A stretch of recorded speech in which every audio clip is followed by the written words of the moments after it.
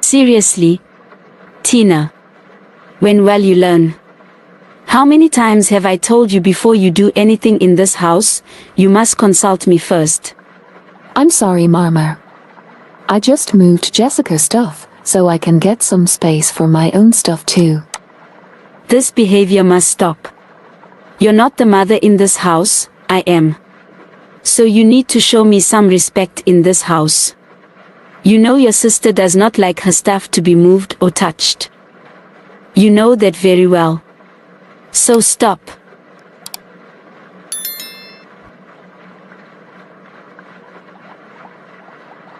You know what I can do to you? Your father is not here. Don't push me. I'm sorry, Mama. It won't happen again.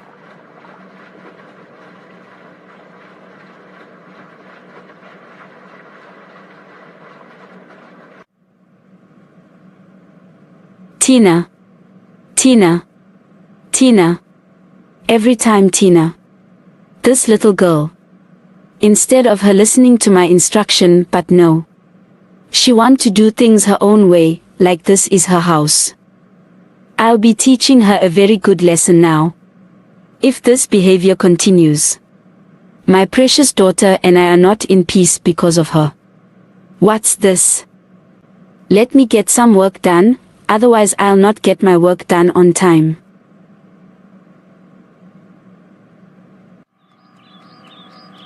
Where is my lunch now? I'm starving and nobody even cares about me. Mama. Mama.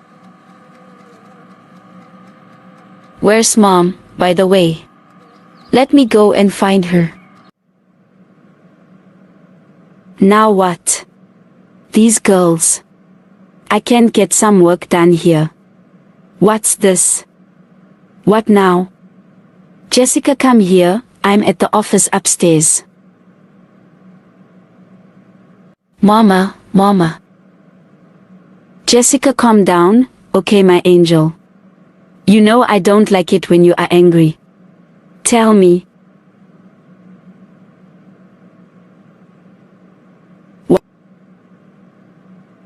What's wrong?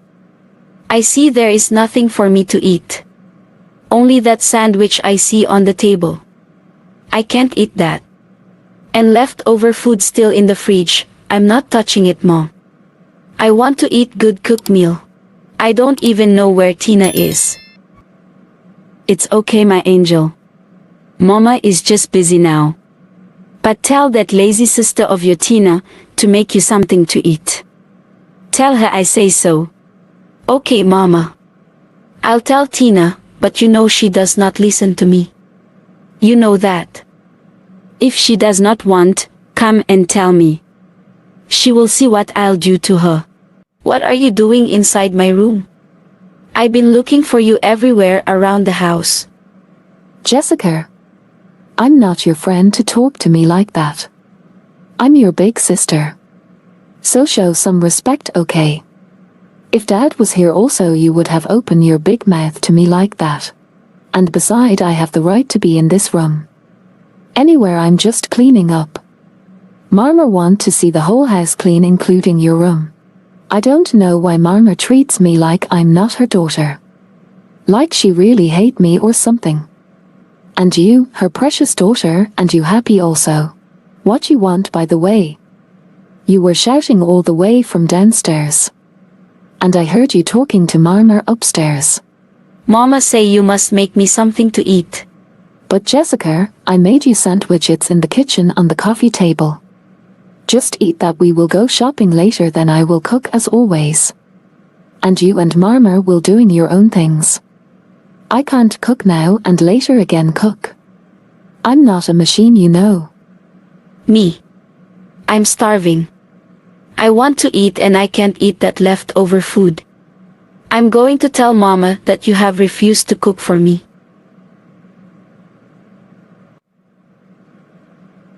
My God. What have I done to serve all of this hearted? why my mother and my sister are treating me like this. Did I do something to offend them? If I did, my Lord, please forgive me. I just want to be happy with my family. I'm like a slave in this house. My own mother beats me, say mean things to me like I'm not her daughter. Just Jessica, who she cares all about. Why me? Oh, by the way. While you are cooking, Mama said don't take forever here.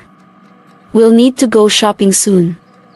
And please make quickly with the food. I don't want to die of starvation. Okay. I'm almost finished. You eat soon. Jessica, make sure that your sister buy only the items on the grocery list. Okay, Mama. I'll keep my eyes on her. Where's she, by the way, with that trolley? I don't want what happened last week to repeat again today. And where is this cashier, since we've been waiting for her to check for the cheese price? Mama, is Tina cooking? Yes, Jessica. You starving, my angel. Don't worry, whatever you want, just tell me, okay? I'll make sure you get it. Are you happy with the stuff I bought for you? Yes, Mama. Thanks. Tina, how far are you with the food?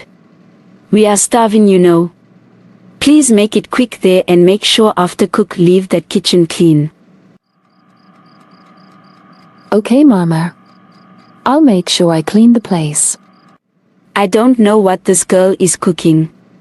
What's taking her so long to finish to cook? Mama, you know how Tina cooks. She always take her time. Like this lunch she made me this afternoon, I almost fainted. She took forever to finish. You better just go check on her. Otherwise, we are sleeping hungry. You're right, Jessica. Let me go and check on her. The way I'm starving, she does not know. Tina, what this mess all about? Look at this place. Why are you cooking like this and yet you dim the lights? How are you cooking? I'm almost done to cook, Mama. And the kitchen is not dirty. Don't talk back when I'm talking, young girl. How dare you? You disrespect me in my house. Finish up and clean this place. Come serve our food on the table. We are not going to starve because of you.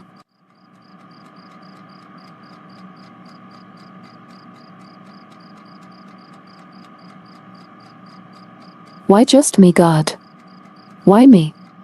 What did I really do to this family to deserve this? The next day, the girl's mother felt sick and was admitted to the hospital and was seriously sick and unable to move or do anything at all. The girl's mother's favorite daughter, Jessica, refused to go see her mother at the hospital. When their mother was back at home being taken care by the nurses, her favorite daughter did nevertheless care about her mother. Tina was the only girl looking after their mother at all times. Eventually their mother apologized to Tina, her firstborn whom she ill-treated. Tina accepted her mother's apology. The end.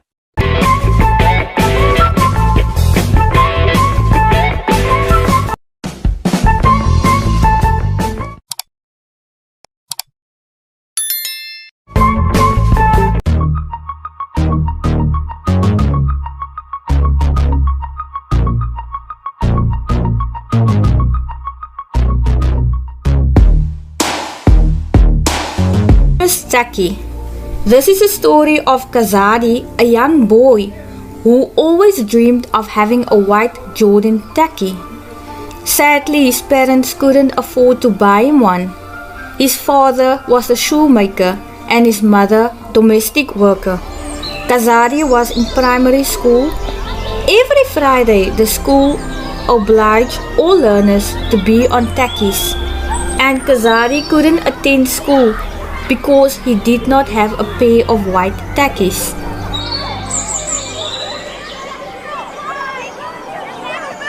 All he was doing, he was making excuses of being sick or sometimes telling his teacher he had a transport problem.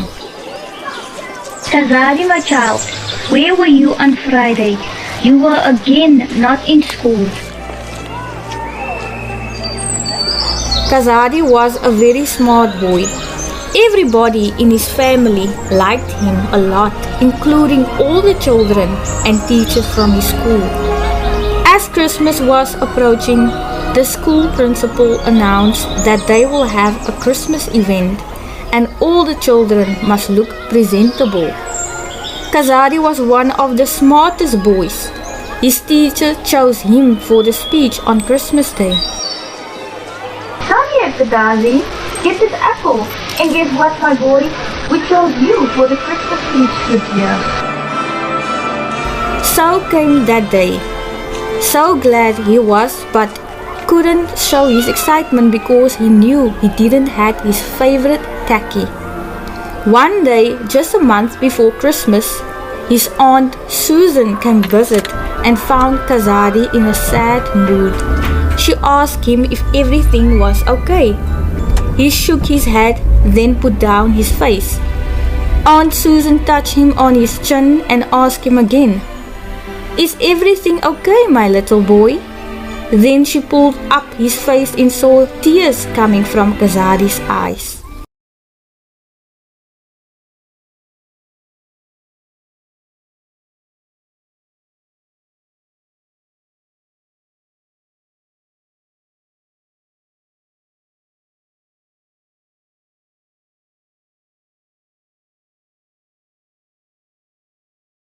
Screamed Kazadi, "I got the tacky!"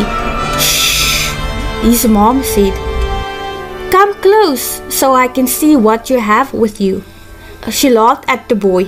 "Do you want to see it?" he asked his mom. "First guess what kind of tacky it is." He was very happy and started to tease his mom. "I know it's a white Jordan tacky." "Yippee!" they all screamed. "Look, I will keep it for you in a very safe place. You only going to have it on Christmas Day." At night, Kazadi couldn't fall asleep. He was dreaming about his new tacky.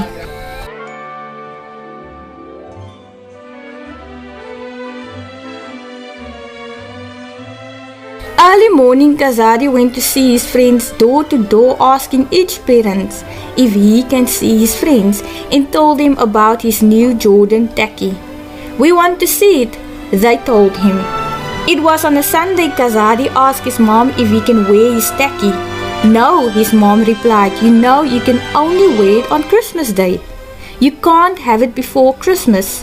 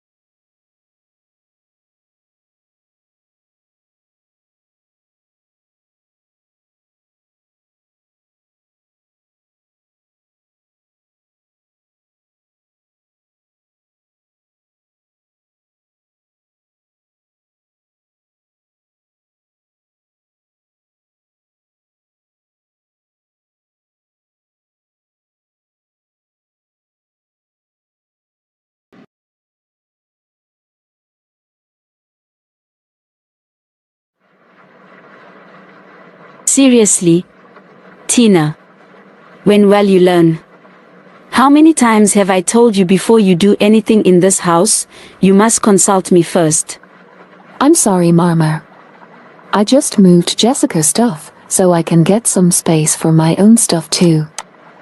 This behavior must stop. You're not the mother in this house, I am. So you need to show me some respect in this house. You know your sister does not like her stuff to be moved or touched. You know that very well. So stop.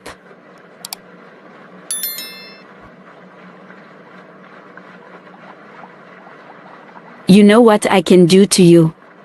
Your father is not here. Don't push me. I'm sorry, Mama. It won't happen again.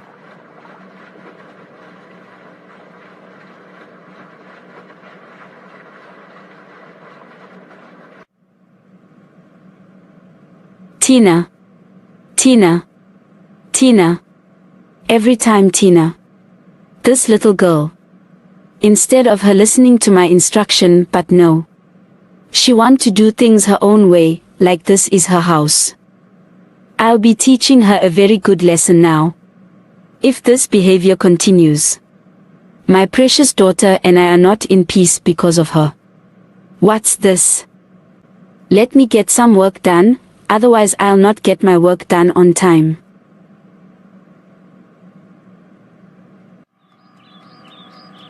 Where is my lunch now? I'm starving and nobody even cares about me. Mama. Mama. Where's Mom, by the way? Let me go and find her. Now what? These girls. I can't get some work done here. What's this? What now? Jessica, come here, I'm at the office upstairs. Mama, Mama. Jessica, calm down, okay my angel. You know I don't like it when you are angry. Tell me.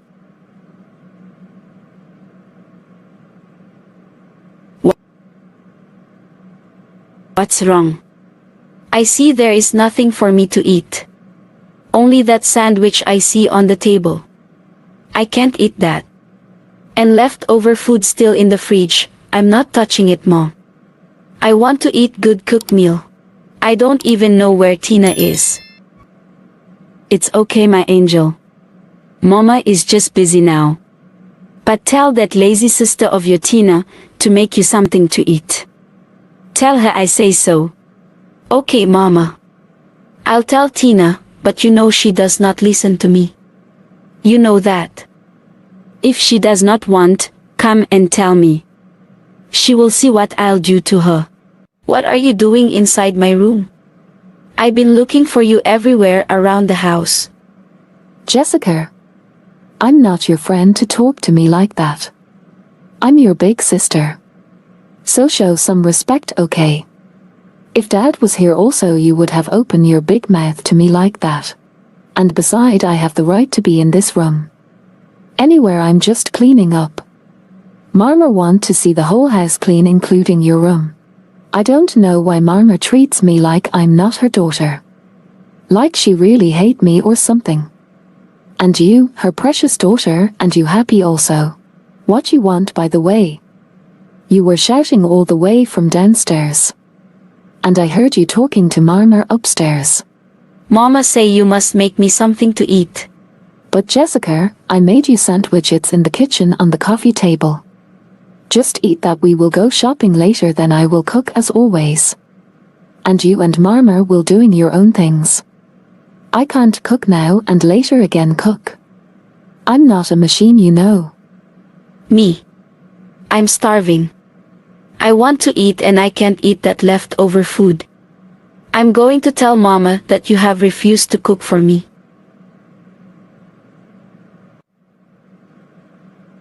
My God. What have I done to serve all of this hearted?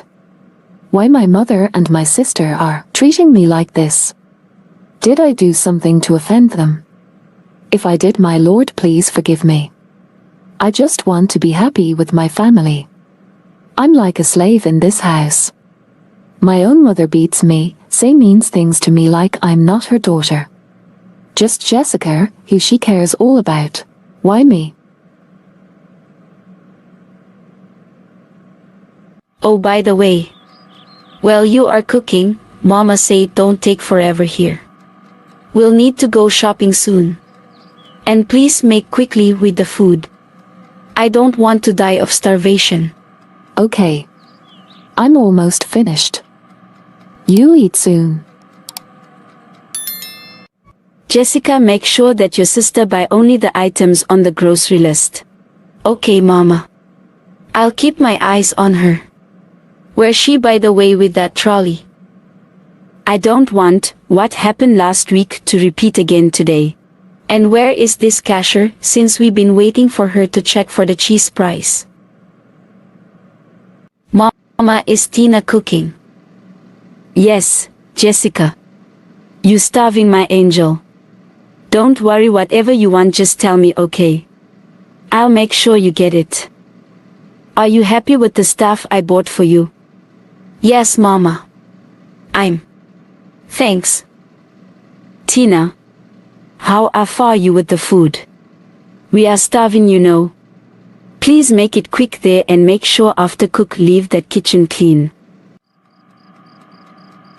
Okay, Mama. I'll make sure I clean the place. I don't know what this girl is cooking. What's taking her so long to finish to cook? Mama, you know how Tina cooks. She always take her time. Like this lunch she made me this afternoon, I almost fainted. She took forever to finish. You better just go check on her. Otherwise, we are sleeping hungry. You're right, Jessica. Let me go and check on her. The way I'm starving, she does not know. Tina, what this mess all about? Look at this place. Why are you cooking like this and yet you dim the lights? How are you cooking? I'm almost done to cook, Mama. And the kitchen is not dirty. Don't talk back when I'm talking, young girl. How dare you? You disrespect me in my house. Finish up and clean this place. Come serve our food on the table. We are not going to starve because of you.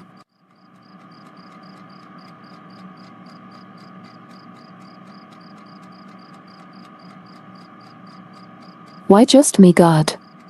Why me? What did I really do to this family to deserve this? The next day, the girl's mother felt sick and was admitted to the hospital and was seriously sick and unable to move or do anything at all. The girl's mother's favorite daughter, Jessica, refused to go see her mother at the hospital. When their mother was back at home being taken care by the nurses, her favorite daughter did nevertheless care about her mother. Tina was the only girl looking after their mother at all times. Eventually their mother apologized to Tina, her firstborn whom she ill-treated. Tina accepted her mother's apology. The end.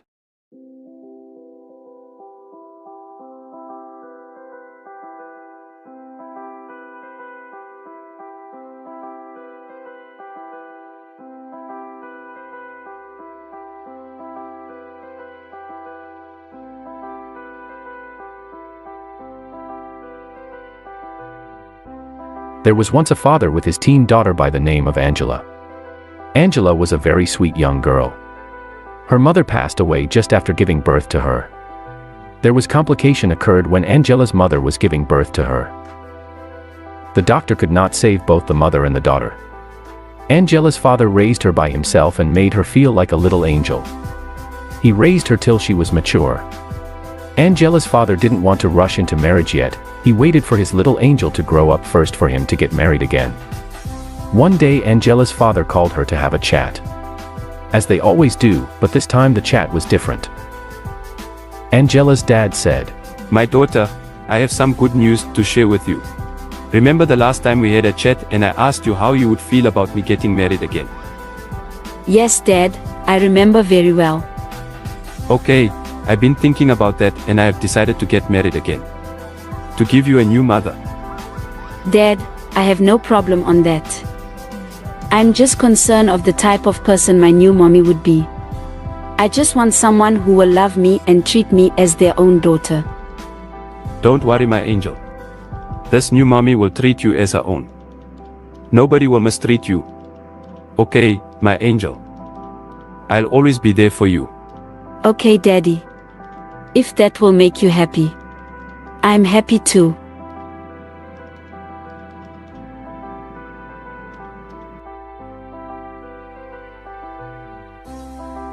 The moment Angela's stepmother arrived home, things had changed in the house. Angela had noticed that her father does not spend much time with her anymore. He always busy with new wife. Hello, Auntie. You welcome home. Hello, Angela. Oh, thank you very much. Whenever I just want to spend time with my dad, my stepmother always seemed to be in the way. She will distract my dad or tries to send me to do something else. House became a place that I no longer wanted to be at. I started to feel depressed and bored. The only place I was enjoying was at school playing with my best friend Jackie.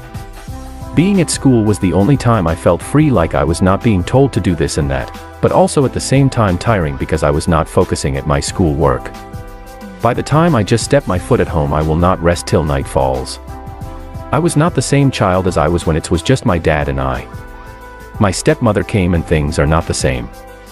I thought my stepmother will be different from what I always hear from friends, how they stepmother mistreat them. My stepmother was the mean person ever and cruel. She'll give me chores to do throughout the day. In the morning before I go to school, I had to make sure that the house is clean, and by the time I get to school I'm exhausted.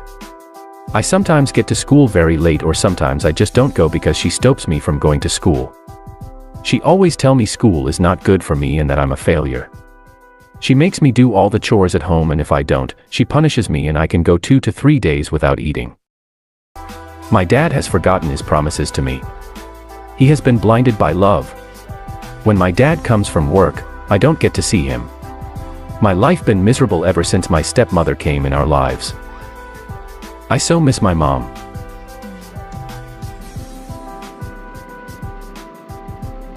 Mom, why? You left us too soon.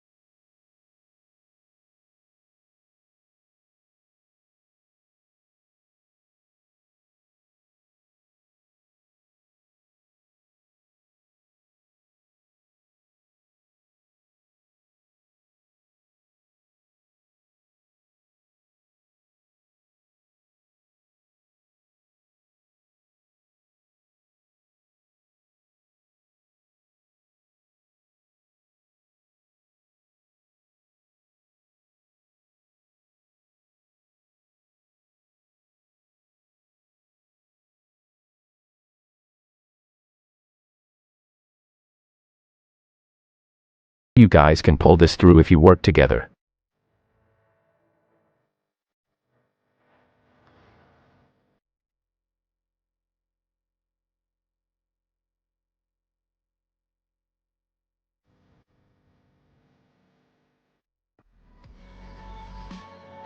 You were supposed to be here at 12 p.m. Now it's 20 minutes late. If you keep on raising your voice, I'll leave this place. You can leave then. Anyway, you are not a great partner for this project.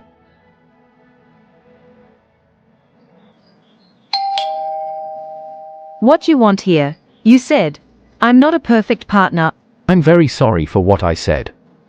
Please let us be a team again. I love you and I miss having you around. I miss you too.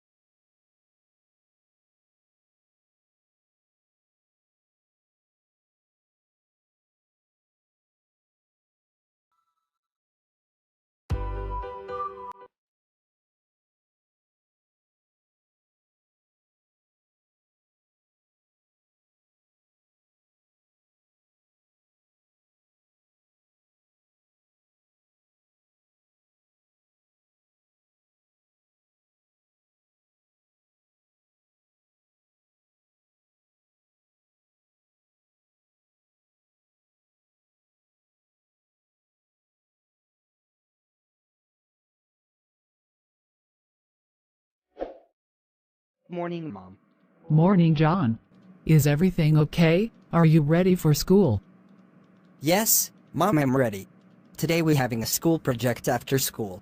I will come back home late. Late like what time? Past 5. Because we finishing school at 4. Okay. John, when you come back, you'll find the house keys under the mat.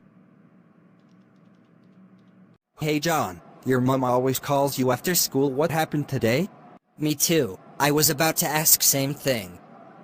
I had to come up with a plan. Before coming to school today, I lied to my mom. We are staying for extras lesson, and guess what? She even gave me some money to stay longer.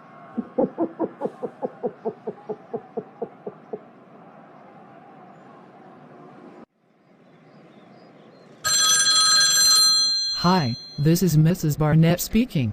What? Where? When? How? Okay, I'm on my way, coming there right now.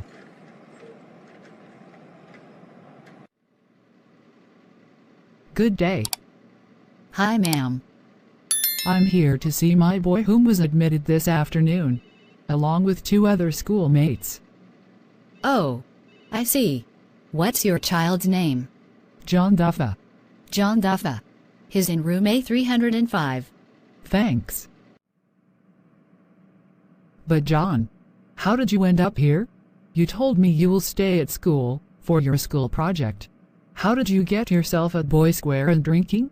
For what I heard from the school principal, you all left school very early at 12 o'clock. Instead of you to tell me the truth, you lied to me. You see, now look at you laying on the hospital bed. All your friends lost their lives after the accident. When are you going to stop to lie?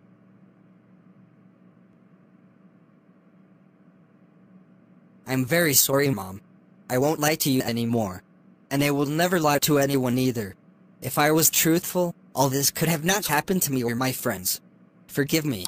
I swear to always tell the truth. Forgive me, Mom.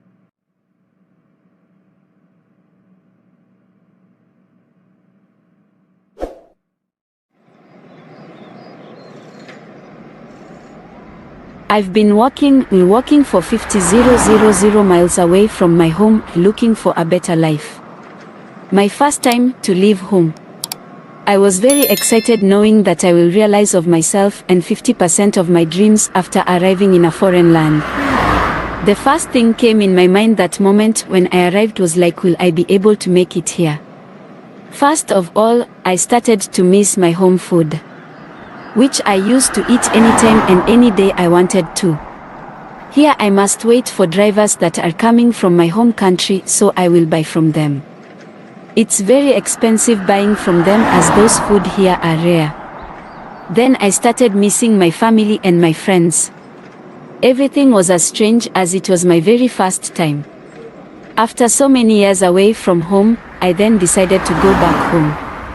It wasn't that easy going back without getting what I wanted, but still it made me feel so happy. Finally, I'm going back to where I belong. I'm missing my favorite grapefruit as it's what I will eat first when I arrived home, then will make my everyday green tea and go see my friends Luck and Sebastian. I don't think that I will leave my hometown again. You're right. Me too. I'm missing home.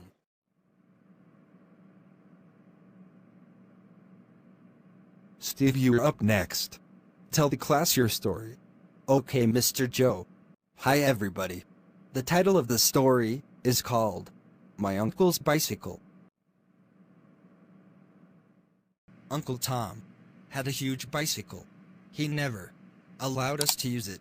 Not even his favorite pet was allowed to sit next to it. No one was allowed to ride Uncle Tom's bicycle. Now, I became curious each and every day. I felt like I must ride it. On Sunday, everybody was out. My mother and my father went to church. On that early Sunday morning, Adriana went to fetch her new shoes at the park station. Uncle Tom went out with his friend. His bike was left at the background and tied it with a big chain. I had to figure out how to unchain it and ride before Uncle Tom come back home. Yeah! I managed to unchain it. I was riding it the whole town. I saw my friend Tad. While riding, I called him to join me. Tad asked me, "Is that Uncle Tom's bike?" I said yes. He asked me what did I do to let Uncle Tom to allow me to ride his bike. I replied to him that I managed to take it. Uncle Tom was not around in town. As we were riding, we had a sound like a puncture sound. Oh no. Man. My goodness. Tad, are we going to do now? The tire was damaged. Tad suggested we take the bike to the Wiseman to get a new tire. On our way back home from the Wiseman, we went immediately to return the bicycle. As we were approaching the house, we saw Uncle Tom outside the corner of the house and waited patiently to see if Uncle Tom might leave so we can return the bicycle. As we waited patiently, Uncle Tom continued to chat to his friend. We then come with a plan. Tad to go distract Uncle Tom. Well, I left the bicycle in the corner and had to go get the gin. By the time I came back to get the bicycle was no way to be found. After searching every way, I realized that the bicycle was stolen. Well, that's my story, class. Wow, Steve. I'm impressed. That was a wonderful story. You may sit down now.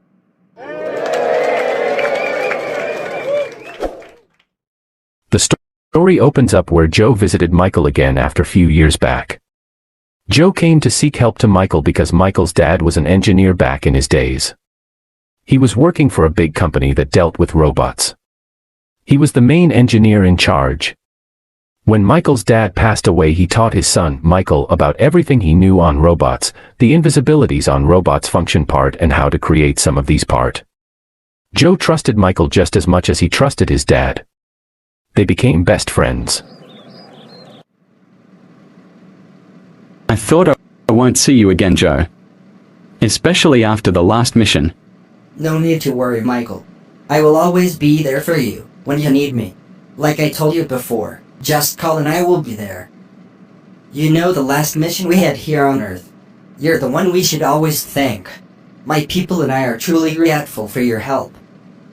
You know, I can bring the whole arm of robots, including the Android 5 and 6 here on Earth, and those are our new army of soldiers. They are very tough. Seriously? Wow, Joe. That's great news, new army. I can't wait to meet them. You will. I will take you there to see them, and besides, we will need you also to clean up. Remember the disaster we had? Disaster?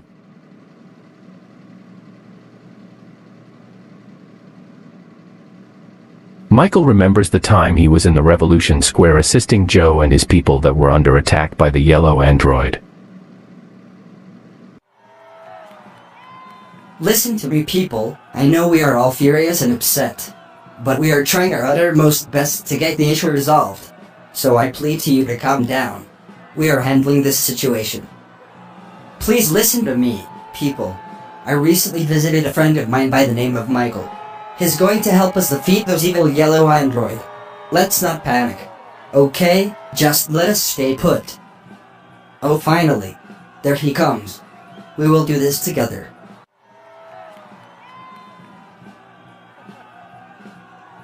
Thanks for coming, Michael. This means a lot. Look at my people, they are not well. You need to help. No worries, it's my pleasure. I want to help anywhere I can. We'll need to work with the people so they also can assist, but more important, we need to keep them safe. Now I remember well. Everything just came back to me as a flash. Man. Michael. Michael. Come here, my boy. Mommy needs your help. I'm in the kitchen. Coming, Mom. Hey Joe, I have to go. We'll talk soon. Okay, Michael. Yes, Mom. You called me. Yes, Michael. I heard voices. Who were you talking to? I was talking to my friend Joe. Who? Joe again. Your invincible robot friend. Yes, Mommy. He came to visit me again. Oh, okay, Michael. Are you sure you're fine this morning, my boy? Mom, I'm great, thanks. Let me finish to wash those dishes, then I will make you something to eat. Thanks, Mom. You're the best mom ever. Yeah.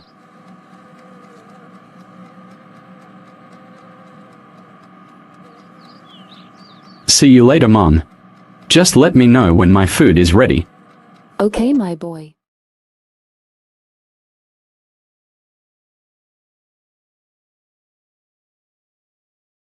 Hello friends, welcome to another animated series. This is a story of Tom, who never had a friend before. He was living with his mother and father in a small village. It was only them in the whole village.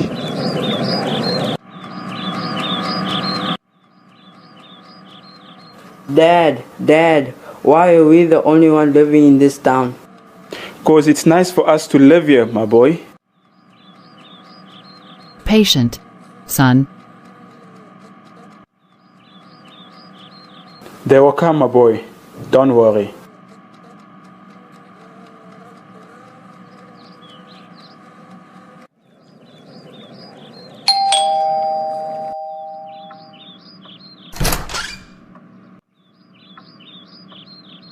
Hi there. I'm your new neighbor. My name is Mr. Thompson. Hi, Mr. Thompson. Nice to meet you. We are the circus family. This is my wife and my son, Tom. Oh, Tom, you are a cute boy. Hope you are happy having me around. Can I ask you a question? Do you have children? Oh, no, sorry. I'm not married and I don't have children. Oh, I thought you have a child, so he can be my friend. Don't worry, Tom. I have good news for you. You're starting school tomorrow. Yeah, finally. I'm going to meet with some friends. I'm going to take some of my toys to school. But Tom, you are not allowed to take toys at school. I know, Dad. I will only take it out break time to play with my new friends. Ah, you seem very excited to make friends. Hello, my boy. Come to tell me, how was your first day at school? Who are your new friends? I did not make any friends, Dad. But why? There were no friends at all. The whole school. I'm the only child, and others in principal, teacher, and secretary. I am the only child in a classroom, and the whole school. Oh, poor Tom. Don't worry, my boy. Mom and I will find you a new school. Okay, Tom?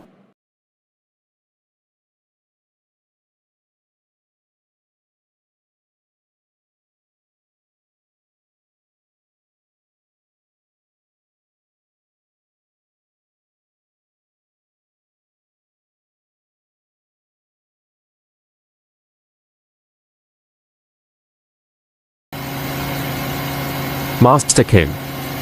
Let's hope the mall will be empty. We are in season, so this time of the year the mall are very packed. I know, Scott. I hope so too. I don't like being in crowded mall. More especially waiting in queues. Yes, true, Master Kim. We are almost there. We need to get back home quick after shopping, Master Kim. Your father will be going to work soon. He wanted to speak to me about something. No worries, Scott. We won't take long at the mall. Okay, Master Kim. Good afternoon, Mrs. Johnson. No. Hi, Scott. Are you guys back already from shopping? I hope that boy did not buy all the jewelry from the store. He did not. I picked quality, and plus he has a good eye for jewelry cause he picked all the jewelry that they recently stock in store. All new ones. I know my boy definitely. He looks very expensive things and when see them. He know how to select good ones. By the way, where is he? I hope you didn't leave him at the store. No. He's still outside. I think he's on his phone. Oh, okay. No worries, Scott. By the please do get me one of the cleaner to have my car new. I'll be leave soon. I have a meeting to attend to. Okay. We'll get a cleaner to clean your car now. Hello, Mother. Hello, my boy. How was your shopping? It went well, Mother. I'm just exhausted from all the shopping. I feel sleepy. Okay, my boy. First come here and show me what you bought. Scott told me you picked all the new stock only from the store. So show me. What have you got? No much, Mother. But yes, I picked most of the new item they had in stock and apparently all just recently arrived in store. I happy I was the first person to get my hands on them. Okay, my boy. I'm happy for you. By the way, Mother, where is Dad? Your father was here, but he left for work. He has an early morning meeting to attend to. I'm also leaving soon. I'm meeting my friend Rose for coffee at the Palms Cafe. Okay, Mother. Hi, Scott. I will be stepping out at the moment. I just want to get fresh air outside. Oh, I see, Master Kim. Do you want me to get the car and drive you? No, Scott. I will be okay by myself. I will drive. Thanks, I won't take long. We'll be back within an hour. If Mother or my father asked about me, just tell them I went to see a friend. We'll be back soon.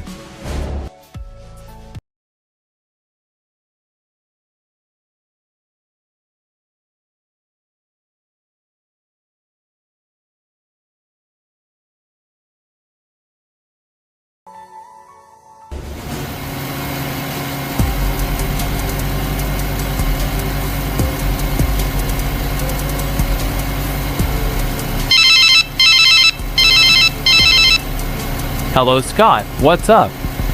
Is everything okay at home? Hi, Master Kim. Yes. All is well, sir. Just wanted to inform you that your parents phoned and they say they are coming home soon. In the next 20 to 25 minutes, they should be here. They left already. Okay. Scott, thanks for letting me know. I will be there soon. Thanks, bye. Where's that bright light coming from?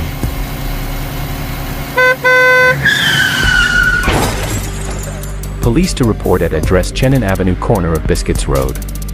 2 vehicle intersect accident here to report. On it. Reporting. Office heading to the address now. The news about Kim was all over the country, that he died from a car accident. The richest family had lost the son, was a big tragedy to the family. Meanwhile, the family not knowing that the son Kim was rescued from that car accident before the car had gone in flame.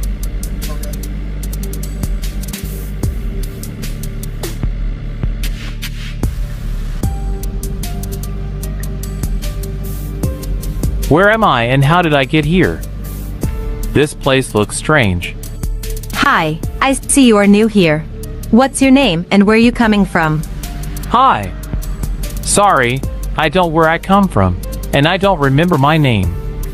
Where am I? Oh, I see. Okay, you can stay with us till you regain your conscience. Let's go and get you something clean to put on. Thanks. No worries, you'll thank me later. This area is not a good place to be.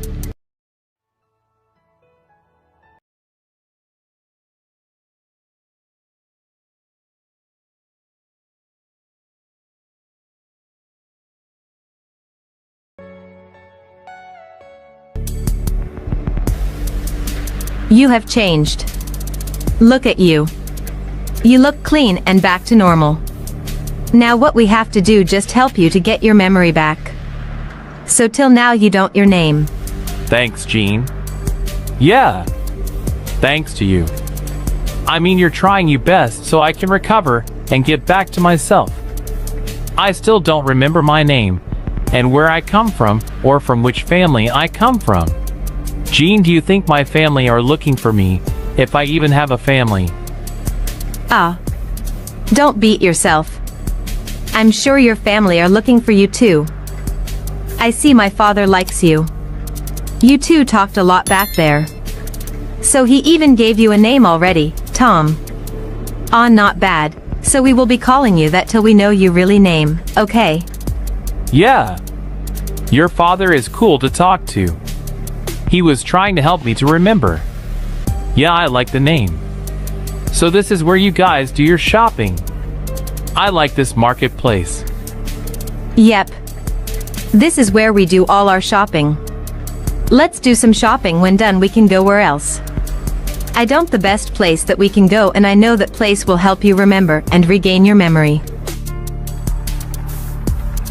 This is the place where my dad and I always used to visit. Has the best view in town. It's what makes me happy, seeing all these beautiful things and just peace and quiet. This place is beautiful indeed, Jean. Wow. The view is amazing. You know? Just like you. You're amazing. I mean, look at this. You've been helping me out ever since we met. You mean a lot to me. You're not just a friend, you're more than that. So thank you. No matter what happened, or what type of family I'm from, I won't forget you. Thanks, Tom.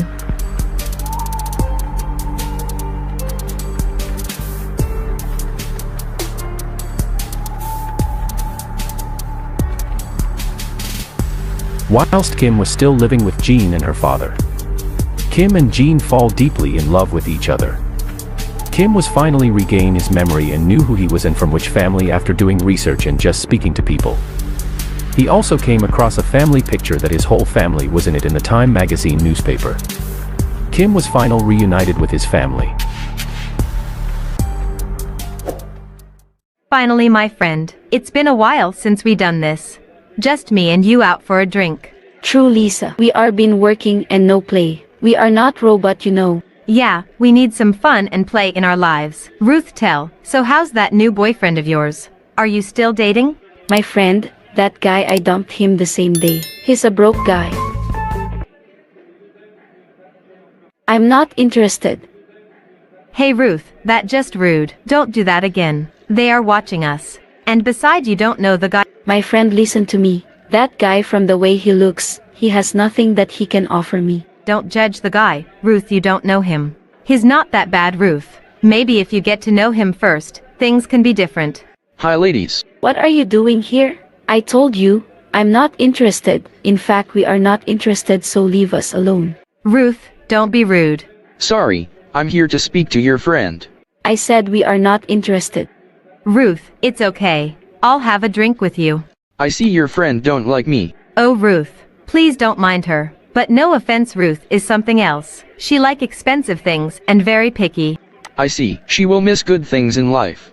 Do you mind if we go elsewhere to grab something to eat? I parked outside. Lisa, are you still going out with that poor guy?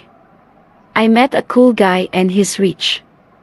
We are going out also. Hey Ruth, yes we are. Oh, okay, that nice. Where is your car, John? Car? What car, baby? I'm ordering Uber, but I see I don't have connection here. Let me refresh my network connection. What? So you're poor and you don't have a car? Shame on you.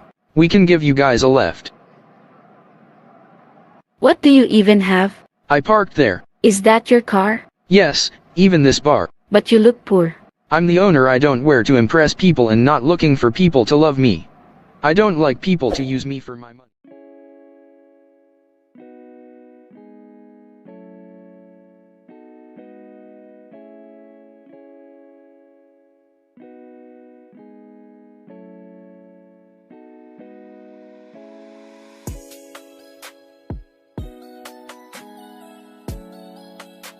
Once upon a time there was two brothers named Kevin and Vincent. Vincent was the elder brother, living with both of their parents. Their parents loved them so much that they gave them everything they wanted. They had so much fun together. The twin were best friends and nothing would separate them. They were attending the same school, attending the same karate classes and in the same football team. Everywhere they go together. One day the twins were on their way back home. They had missed their school bus. One of the twin brother Kevin was still busy finishing an exam test. When rushed to the bus had already left.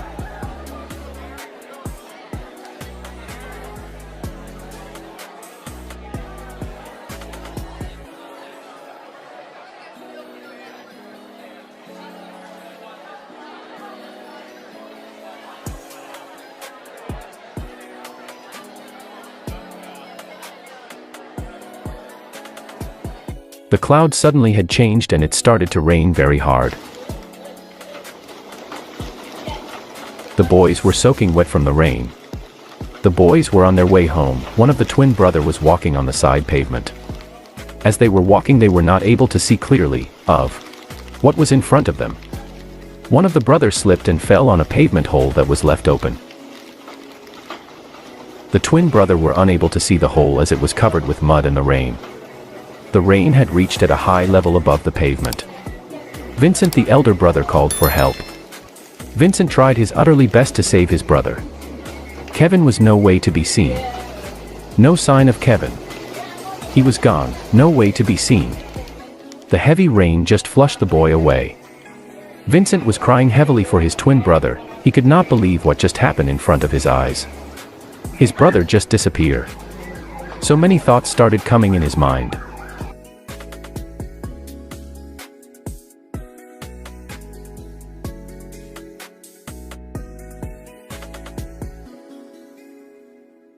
What am I going to say to our parents?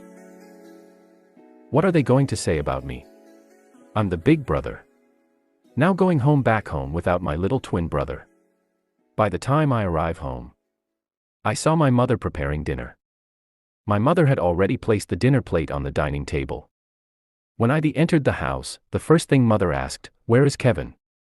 Kevin always the first person to enter the house after school and has always runs towards mom and hugs her. But on that day mom was sad before I could tell her what had happened. I looked at mom and I told her what had happened.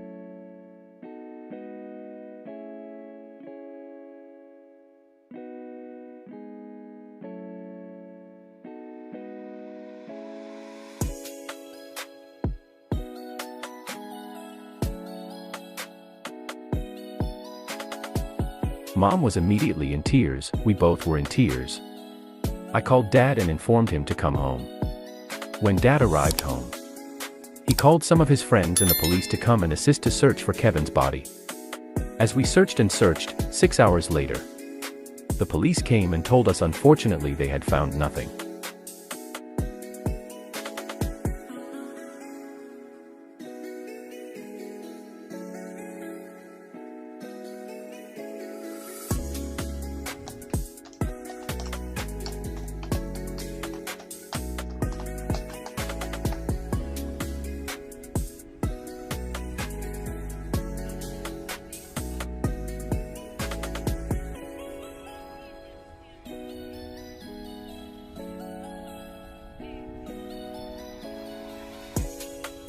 The family were devastated, broken by the loss of their son Kelvin. The end.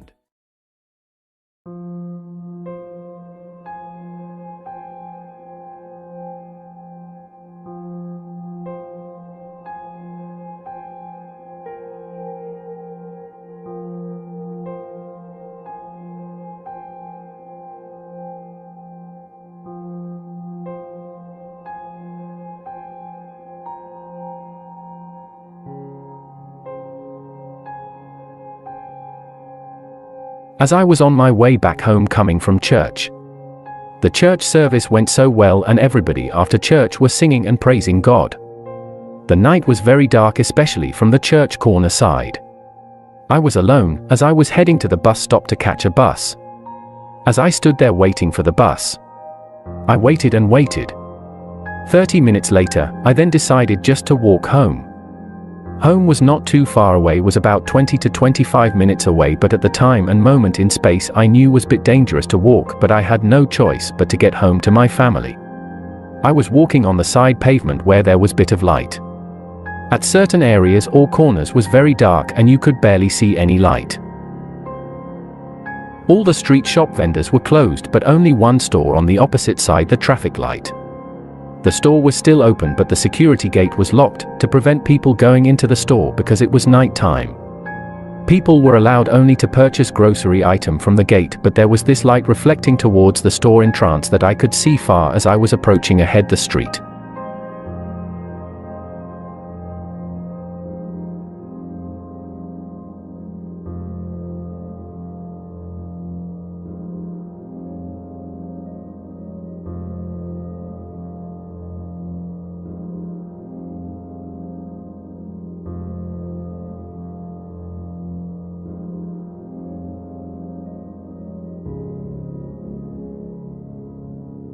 The closer I got to the corner of the store, the louder I heard this loud sound coming from the across the road opposite the store.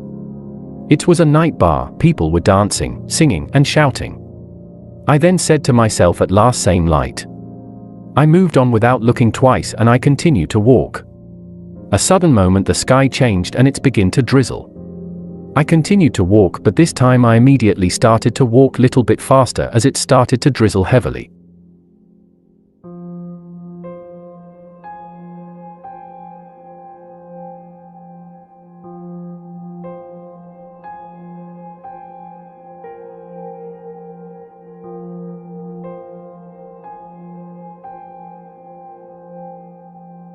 As I approached the one corner without looking clearly, 4 people ahead of me and stopped me brutally.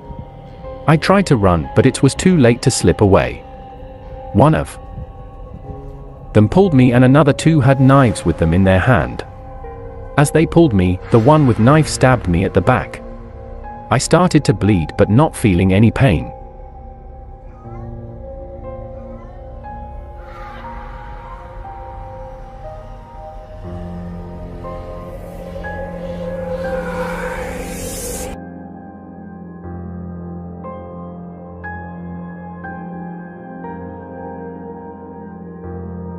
I could only feel how the bleed was pouring out from my back. They took everything I had. My small shoulder bag with along in it my phone and wallet. The most important thing was that I was still alive and breathing.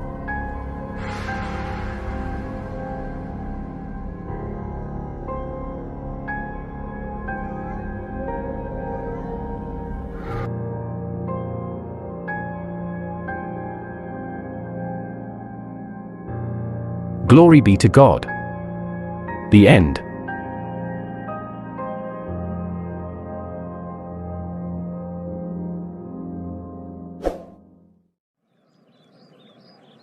Let go play with them.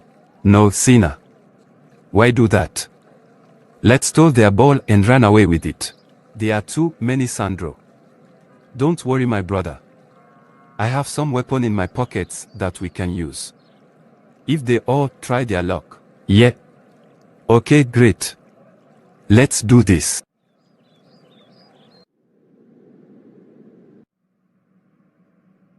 Brother, there they are. Let's get the ball and make it ours. Yeah. Let's get it, bro.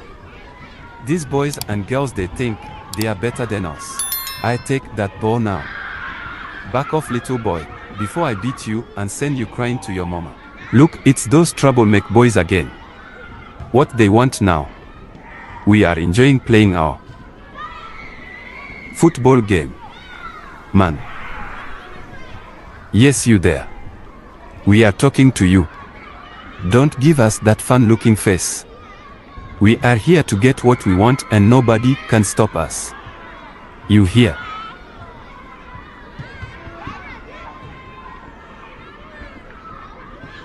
Yes, my friend.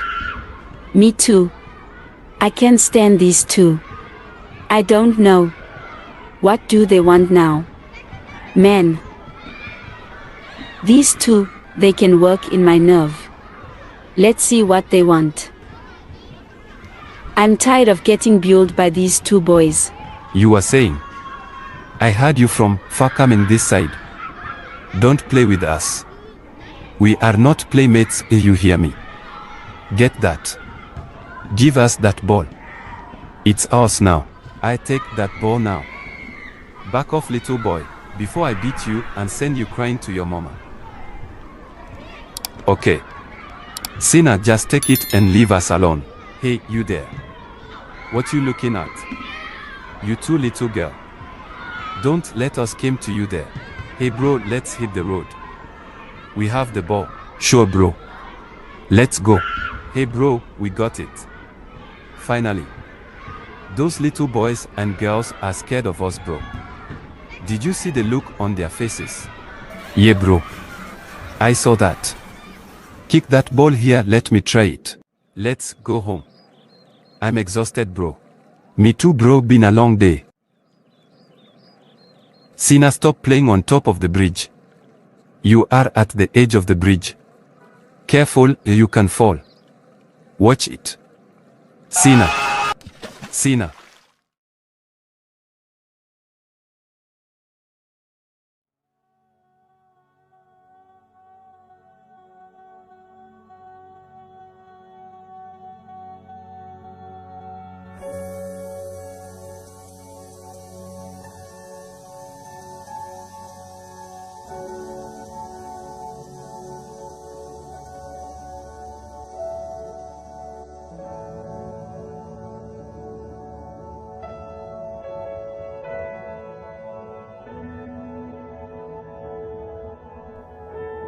I was there.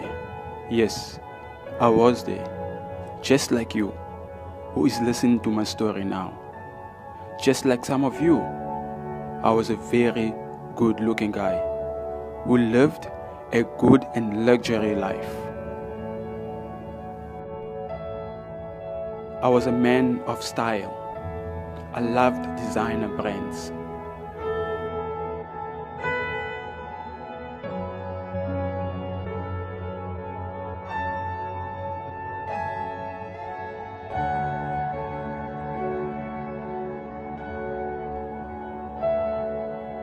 I was well-groomed, handsome, dressed, expensive designer clothing.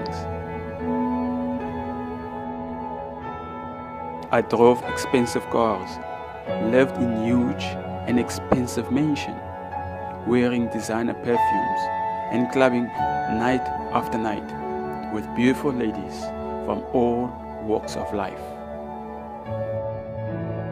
Yes, believe me, it made me feel proud. I was successful and everybody wished to be like me.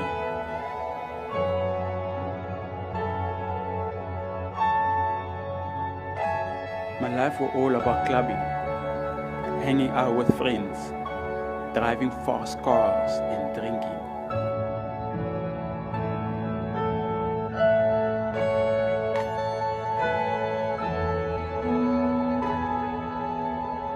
Until one day, I couldn't make it to go out with friends. I felt weak, very weak. Quickly, I called my doctor. The moment he arrived, I got hope of getting my strength back. As time went on,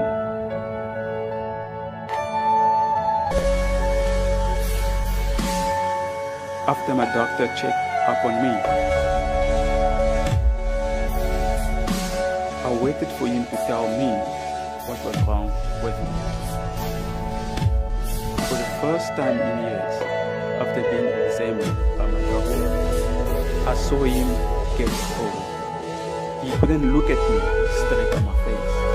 He told me in a cold voice, "I'll send you all your examination results in your mail address later by tomorrow." And I didn't see it as a big deal. As usual, I opened my fridge after he left. I grabbed 6 packs of bottle of beer that day. The next thing I remember, walking on my sofa early afternoon on the next day, I heard my phone ring. The moment I check the phone, I see a mail from my doctor, and this what it says.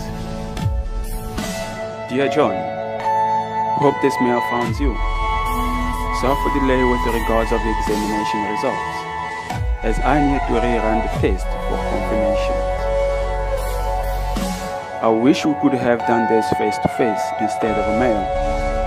The point is with the results, you have contracted an illness that is just as any other illnesses, which can be controlled.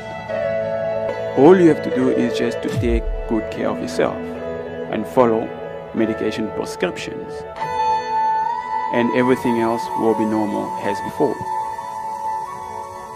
After I have done the test yesterday, you have been diagnosed with HIV positive.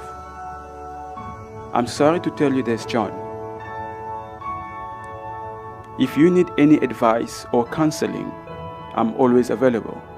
You can start with the medication as soon as possible. Just let me know when you are available. Thanks. After receiving the mail, I couldn't feel myself anymore. My body felt as if it was being cut off by pieces. My heart started beating twice faster than the normal speed, and my face sweating rapidly.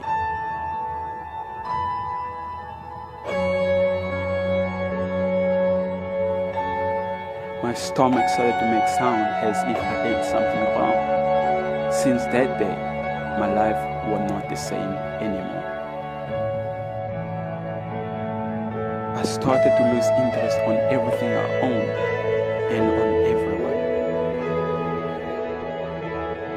Money, cars, clothing, ladies, all those were now meaningless to me. I decided to live my life as nothing was going on.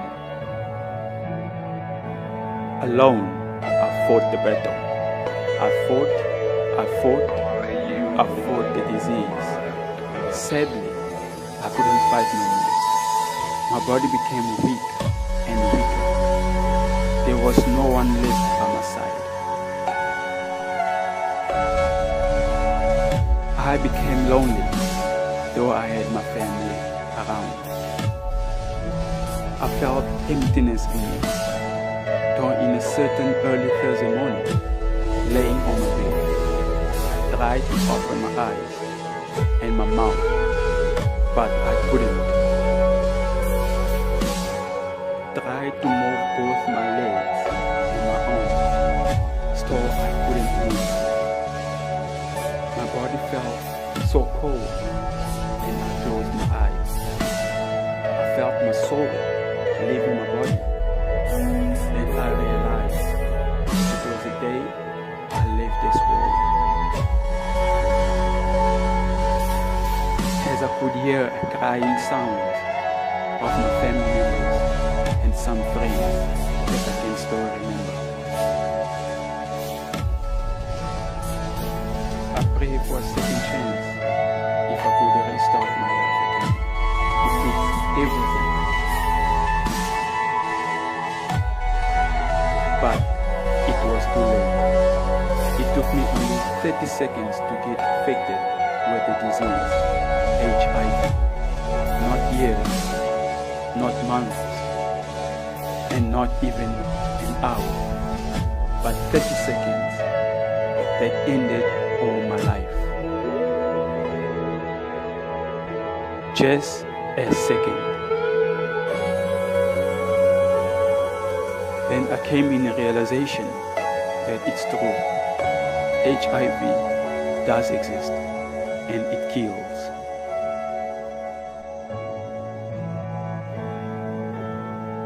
But not many people are aware of it and don't talk about it. But it's true. HIV existing among us.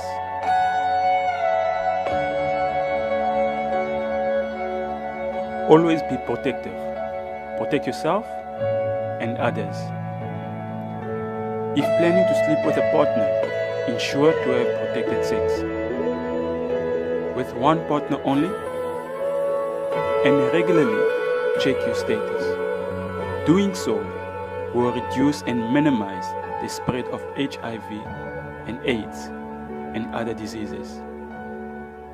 Just like you, I was there.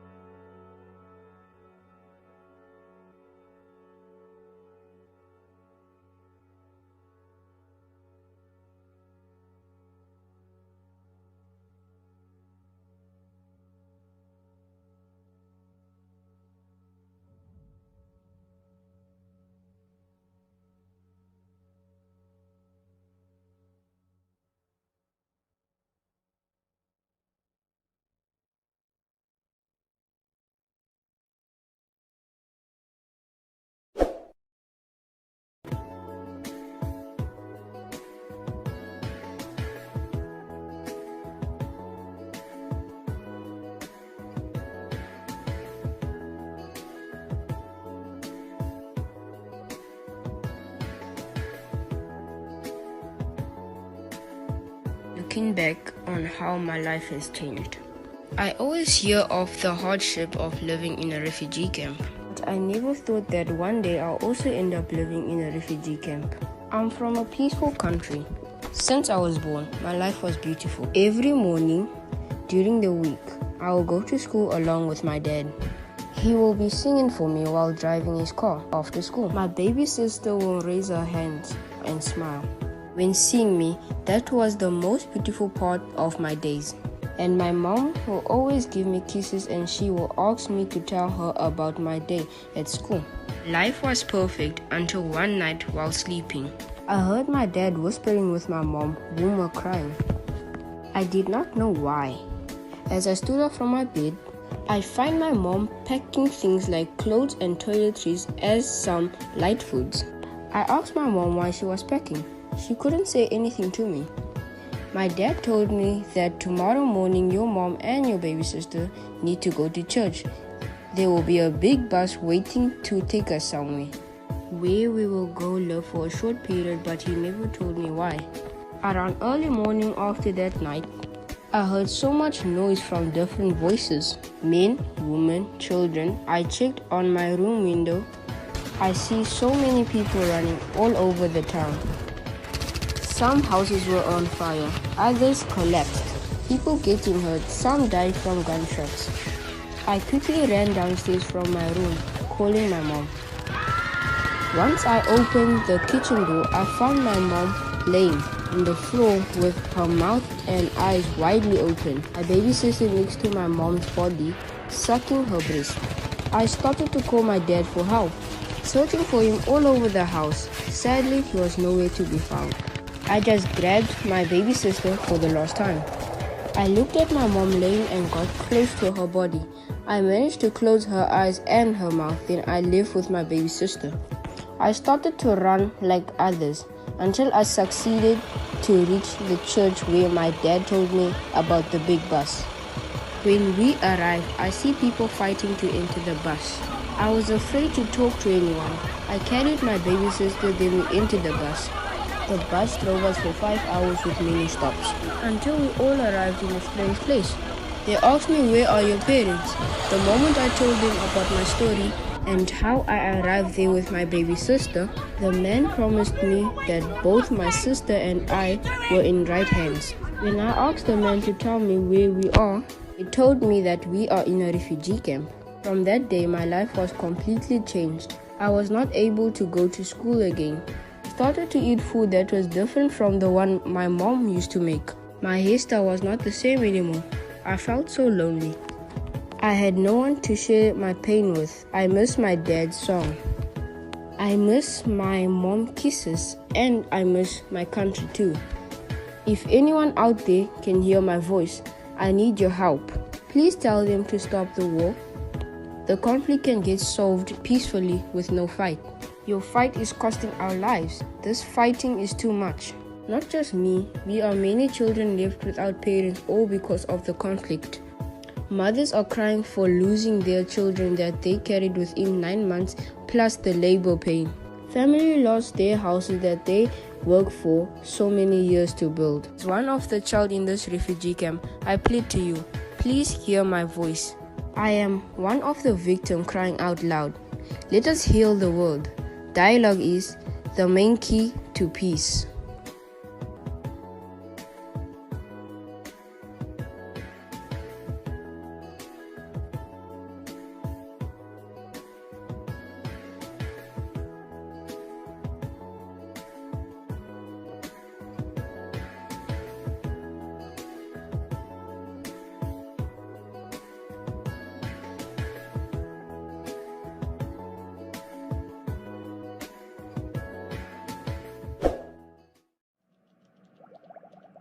Good morning, sir.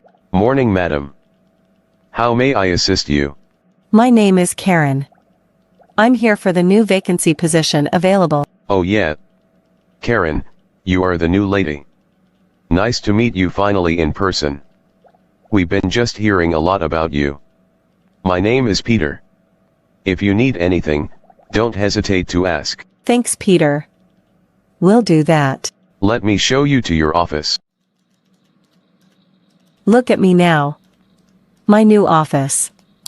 I'm going to run this office. When I'm done, I'm going to take over this company and be the CEO of this. This is my destiny. I heard the CEO is smart but is not smarter than me. I will need to know him more and get close to him. Where is this lazy person I asked to bring me my stationery? All those people that are lazy when I'm the new CEO. I'll get rid of them all. Hi. I overheard you calling someone lazy. Is everything okay? Why calling people horrible names? It's none of your business and does not concern you. So stay out, please. But aren't you the new lady? Karen. Right? Who want to know?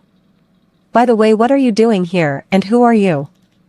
If you have nothing to do, clean the table and get what you came here what and out of this office. Just came to get some documents here, that's all. Okay, just go. Hi, Karen, we are going for a meeting. The CEO has requested to meet with us all. Oh, okay. Finally. I can't wait to meet the CEO. I will show him that I'm good at my work and what I do. The CEO is not a he, it's a female running this company. You mean a female is in charge of this company? Okay. If this company is being controlled and run by female, this means I can rule over this company. I just need to beat her on her own work. I need to get close to her. So first I'll assist her at all times whenever she did help for me to get closer to her. Hi. Oh, I see you still here. I thought you went for lunch now. Do I look like I need lunch? I'm not lazy like you or any other staff here. Okay. Aren't you one of the secretary or a cleaner? I'm not, for your information. Well, you look like one and certainly dressed like one too. Why are you being so mean? Since I met you, only negative and ruthless behavior I'm seeing and getting from you. You know there is a saying, never judge a book by its cover. Just don't tell me that nonsense. Okay, just keep that in mind. Oh, by the way, there is a meeting in 15 minutes with the CEO in the boardroom. Welcome everyone. We are just waiting for the CEO to join us. She just had a quick meeting to attend to. When she arrived, then she will lead the meeting. Sorry, I'm late everyone. Welcome Miss Johannes. We've been just waiting for you. Before I start, I want to dismiss Miss Karen here and that she will no longer step her foot in this company. You may leave the boardroom, Miss Karen. Miss Karen. A friendly advice, never judge a book by its cover.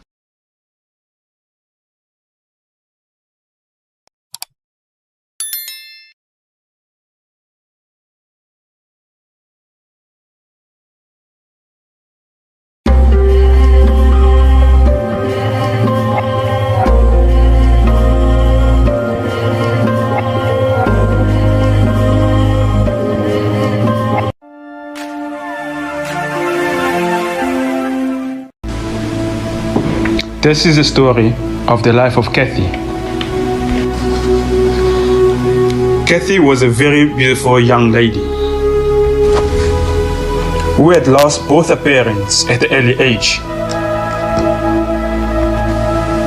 Kathy was tall, dark in complexion. She had long black hair. She was slim, with the most mesmerizing big hazel brown eyes.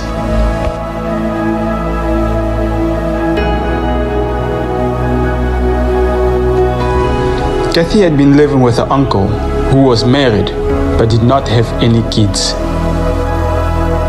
So, he and his wife raised Kathy from the day her parents passed away. Kathy was such a soft-spoken and hard-working young lady. One day, Kathy's uncle got a visit from his neighbor.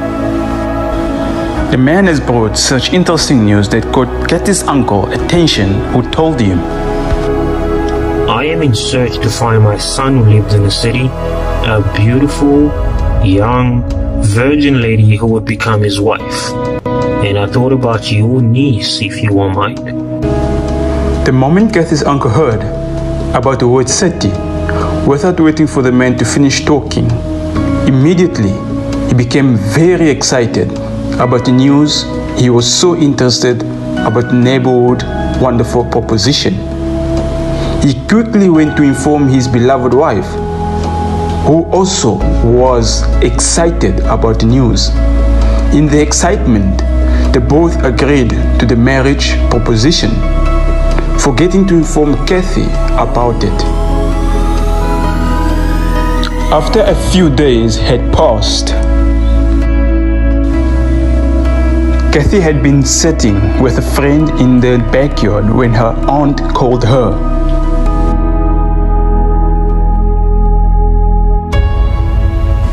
She had something very important to tell her.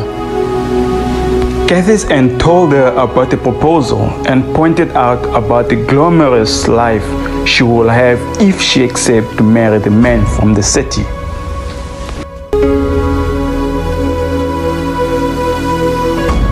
Kathy innocently agreed. She couldn't say no to the elderlies. This is how she was raised. 4 weeks later, the man from the city came. His name was Paul. Paul was a very successful and intelligent businessman. He was wealthy and very influential man, and had a lot of possession and lived very comfortably.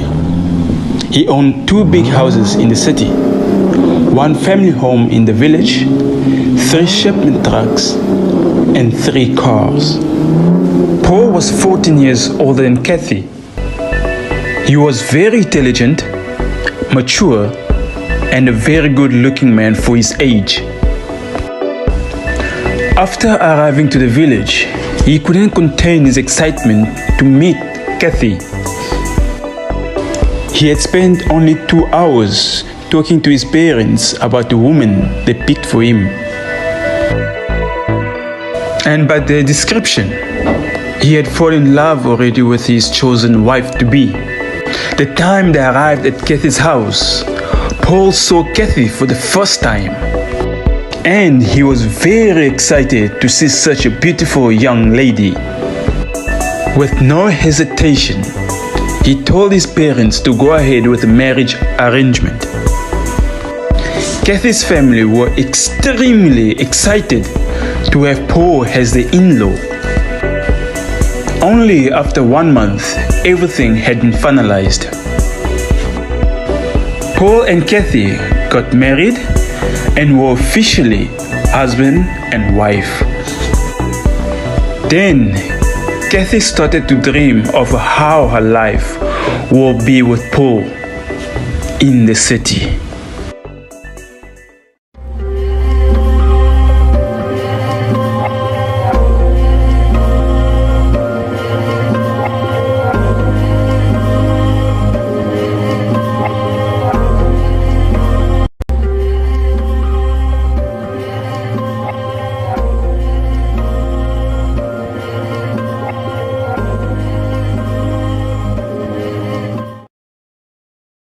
Search to find my son who lived in the city, a beautiful, young, virgin lady who would become his wife.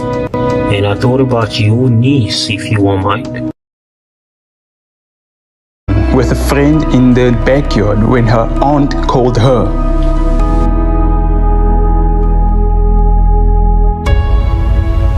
She had something very important to tell her. Kathy's aunt told her about the proposal and pointed out about the glamorous life she will have if she accepts to marry the man from the city. Paul and Kathy got married and were officially husband and wife. Finally, Paul took his wife Kathy to the city, and the new couple were very happy together. Paul was a caring husband and was deeply in love with his dear wife. He had been taking very good care of her, but strangely enough, Paul was very jealous.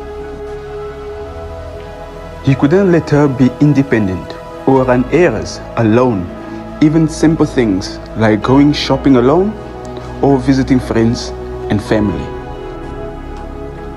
She either had to be with Paul himself or with a personal driver. Kathy was now a full-time housewife. 9 months had gone by, and Paul started to get pressure from his family for not hearing any news about his wife being pregnant. Paul impatiently wanted a child too.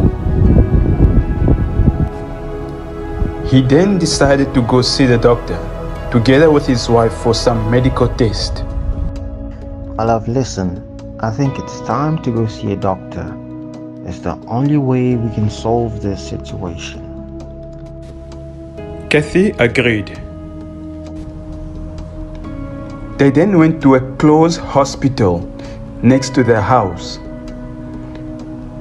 After doing all the tests, no problem was detected from him or from his wife. They waited, and some more months went by. Still nothing was happening, and the situation was still the same.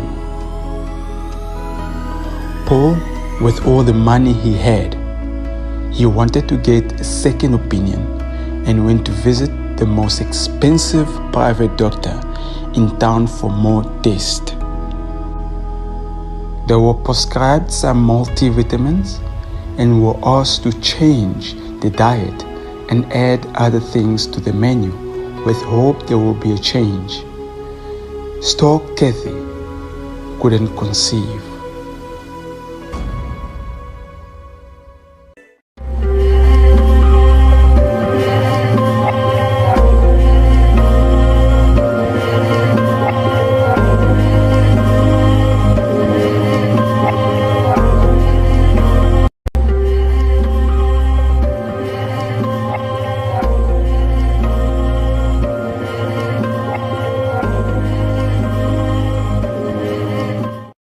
My love, listen, I think it's time to go see a doctor.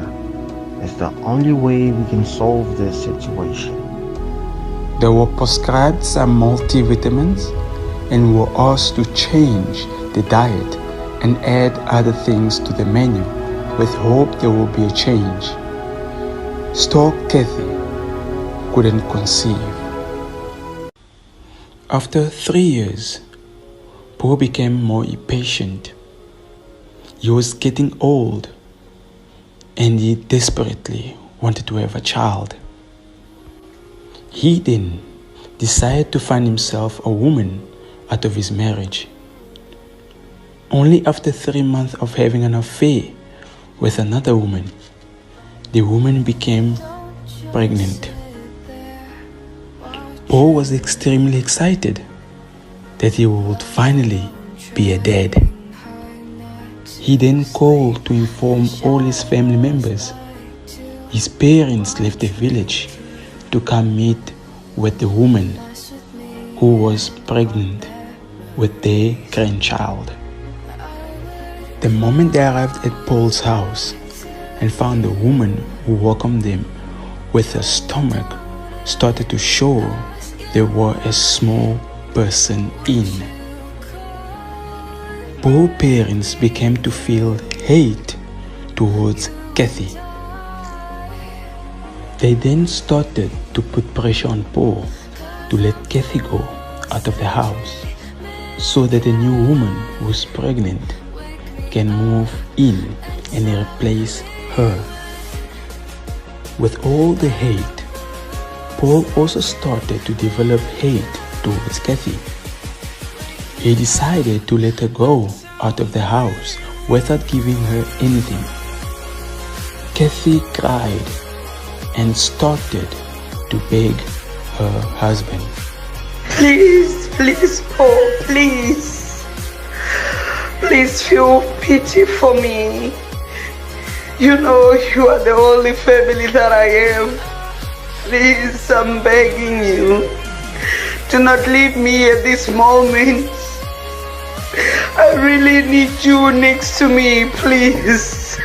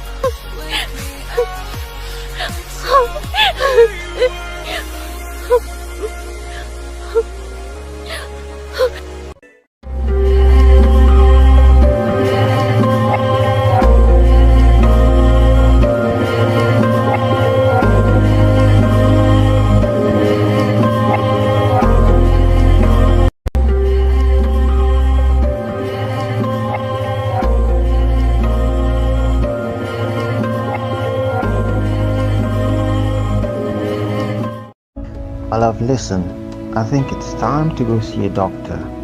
It's the only way we can solve this situation. They were prescribed some multivitamins and were asked to change the diet and add other things to the menu with hope there will be a change. Still, Kathy couldn't conceive. After 3 years, Paul became more impatient. He was getting old and he desperately wanted to have a child. He then decided to find himself a woman out of his marriage. Only after 3 months of having an affair with another woman, the woman became pregnant. Paul was extremely excited that he would finally be a dad.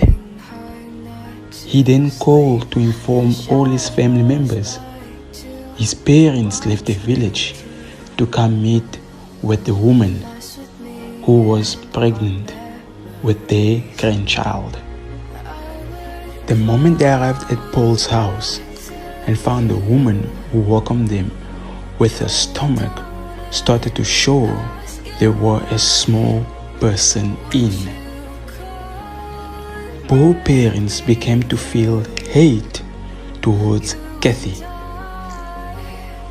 They then started to put pressure on Paul to let Kathy go out of the house so that a new woman who's pregnant can move in and replace her.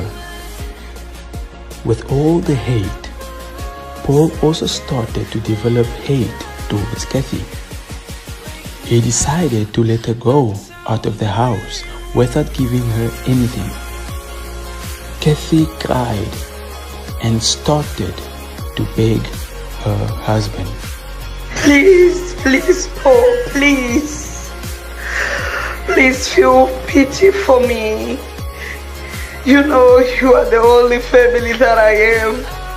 Please, I'm begging you. Do not leave me at this moment. I really need you next to me, please.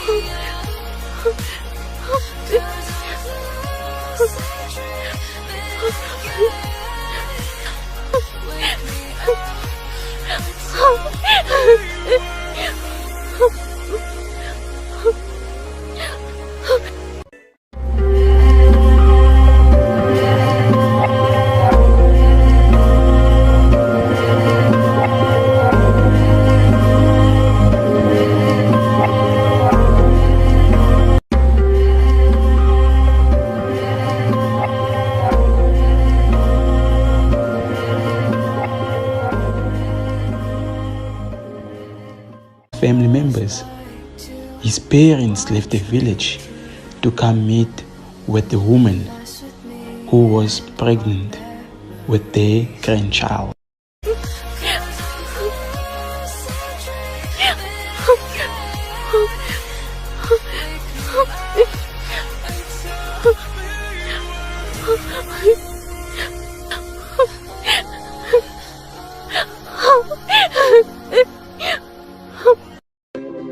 Heartless. After he threw Kathy out, he immediately replaced her with a new woman and gave her everything she desired. Kathy had nowhere else to go since she didn't know the city well, and she never had friends except the church she used to go. She went to seek refuge at church and met with the pastor. She explained everything to the pastor and the other authorities. They all went to see Paul to discuss the issue, but Paul totally refused to listen to them. He even threw water on them. All the church members felt bad about what was happening to Kathy. The pastor decided to offer her accommodation into the church. Kathy started to live inside the church, depending on the church members to support her with toiletries and food. A month later, Sister Mary, who was also one of the church members, she was planning to open a new boutique, and she wanted someone she can trust to be in charge of her new boutique, since she had other businesses she was running. She then thought of Kathy. The pastor was aware of the idea Sister Mary had. He encouraged her to give the opportunity to Kathy. He shook his hand to Sister Mary and he said, I'm so glad that you are thinking about the young girl. May God see your generosity and bless you.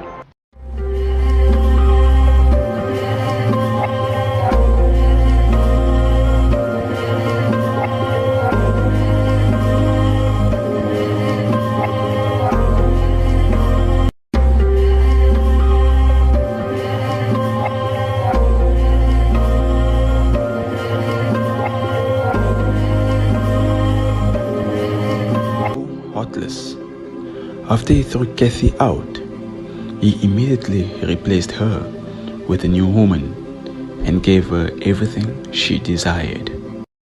A month later, Sister Mary, who was also one of the church members, she was planning to open a new boutique and she wanted someone she can trust to be in charge of her new boutique, since she had other businesses she was running. She then thought of Kathy. Kathy was very happy. Thank you so much, Sister Mary. If you don't mind, I can also help you with contacting suppliers and other few things, she said. She started helping Sister Mary with the arrangement each and every day. They were out for planning about the opening of the boutique. The business finally started. Kathy was doing a great job, doing good sales, and Sister Mary was very happy. She then decided to take Kathy to go live with her in her family home. Listen, Kathy, I'm very impressed the way you are running my business. I don't want to feel like I'm a boss to you. I want you to be like a sister to me. Come live with me in my house. At least you can have a place to call home. Sister Mary was married with 7 small kids. She had a very busy life. Her husband was not always around. Early morning, before going to the boutique, she will first prepare all the 7 kids for school. Kathy started to take care of the house, bathed them all, making the breakfast, preparing the lunches, cleaning the whole house, make sure everything was in order, then leave for work. It became her everyday routine, and she was feeling happy with her new life. Free accommodation, free food, and a reasonable salary that was helping her to take a very good care of herself. Months later, she became known around the city. All men wanted her, and the church members started to call her the new Kathy. Look, there she is. Is she the same lady who was living at the church? Are you sure it is her? No, this is the new Kathy. Sister Mary, she then decided to take her younger brother to live with them because her husband was not always around, to make them feel safe having a presence of a man in the house. When her brother arrived and see Kathy, he had a crush on her and started to go after her every time of the day.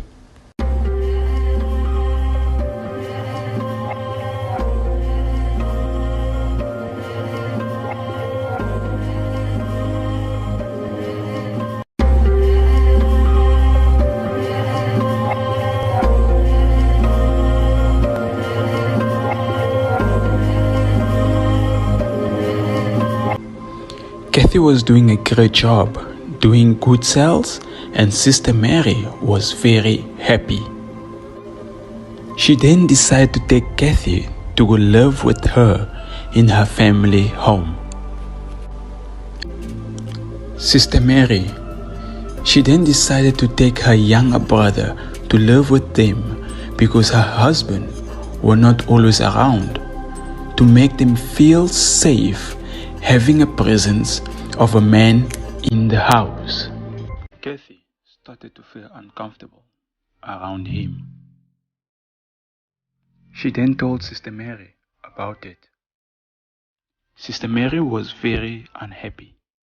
She then decided to chase her brother in her house without giving him a chance to explain himself.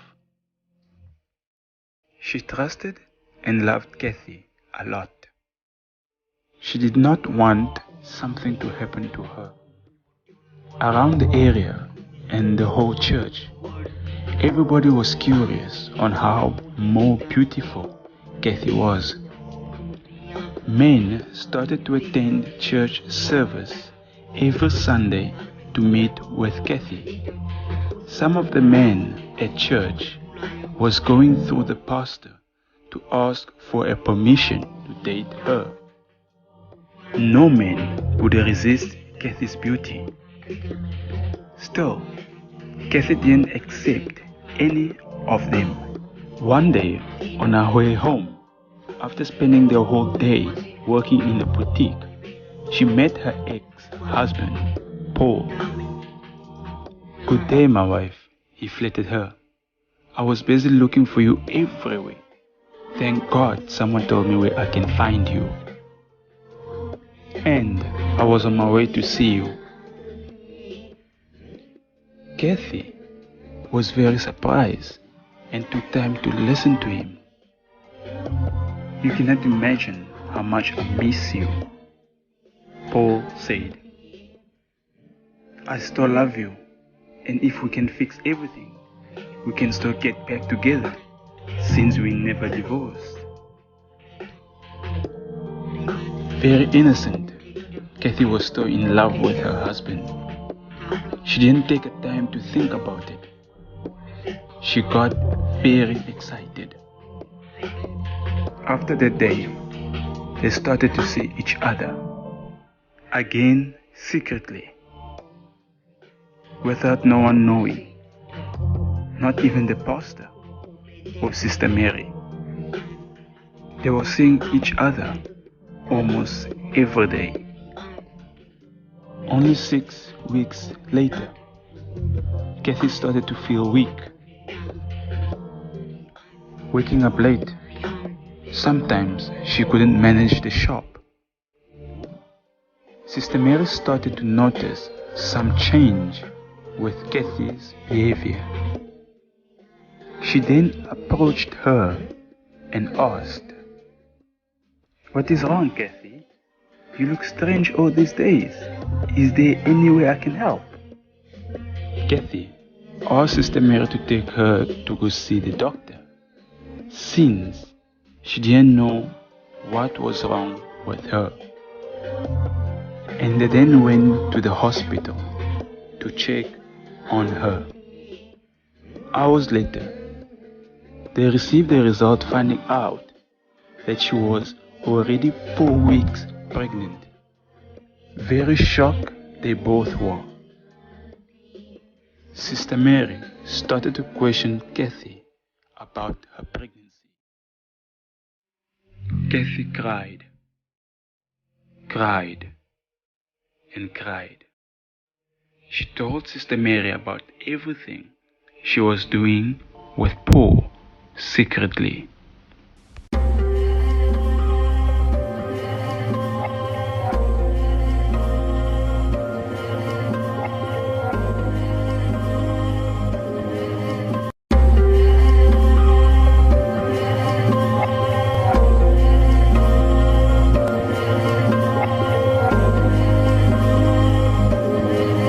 On her way home, after spending the whole day working in a boutique, she met her ex-husband, Paul.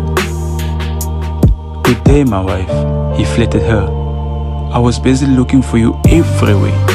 Thank God someone told me where I can find you. And I was on my way to see you.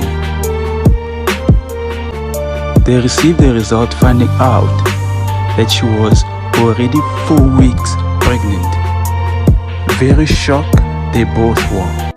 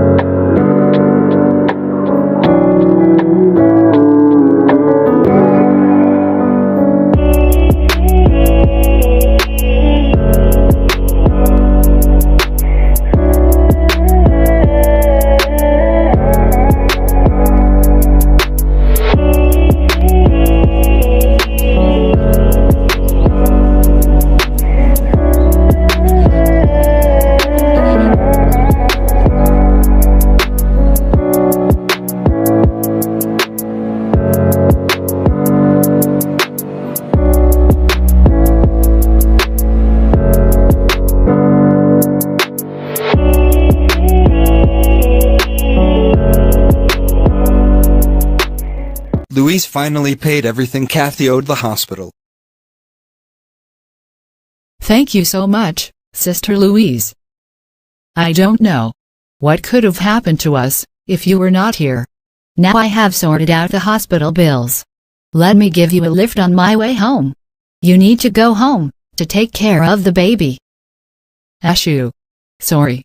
Feeling bad to tell you I don't have a place to go. I was unable to pay my rent. The landlord decided to kick me out. So you see, but it's okay. You've done a lot already. I will figure out what to do.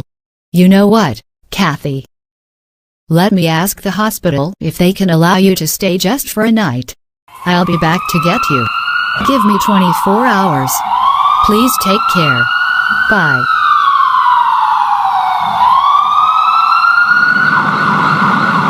I never imagined Kathy's life would turn so bad. She was so happy in her marriage.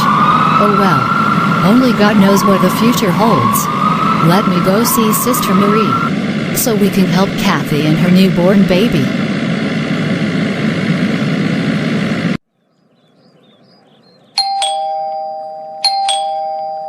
Anybody home? Yes, coming. Hi Sis Marie. Hi Louise. What's a surprise to see you. Please come in. Hi Louise, nice to see you. Hi, likewise. It's nice to see you guys too. I will leave you two ladies to catch up. I'll be at the back, Marie. I'm coming straight from the hospital, and decided to come and see you. Hospital. Hope you okay. Yes. It's not about me. It's about Kathy. Kathy. Okay, what about her? Is she okay? I met her in the hospital and she told me everything that had happened to her. Please Marie. Try to help her if you can. She is in a difficult situation. She gave birth 2 weeks ago and the hospital kept her there, because she is unable to pay the hospital bills. I paid her hospital bills but now, she doesn't have a place to go to. She gave birth to a beautiful baby girl. As you know, I'm not always around. So it's difficult for me to accommodate her. Please give her a second chance. Let me discuss this with my husband, then tomorrow morning you can come take us there. Okay. Sister Marie will do that. Let me get going now. Early morning Sister Louise and Sister Marie went to see Kathy in the hospital. Hi Kathy. Sister Marie. Sister Marie. We've been thinking a lot about you. Louise told my husband and I what happened to you after you gave birth. And we decided to take you home with us. Thank you so much, Sister Louise. You too, Sister Marie, for opening your kind heart towards me and my baby. Please forgive me for everything I did in your house. Please. It's okay, Kathy. We already have forgiven you. Get the baby, so we can go. Sister Marie's husband called Paul over the phone to give him the good news that Kathy gave birth to a beautiful baby girl. Let me call Paul, so I can give him the good news about Kathy's birth. Hope this news changes things for the better, but oh well. My wife, I'm going to put Paul on loudspeaker, so you can also hear our conversation. Is that okay? Yes, honey, that's okay.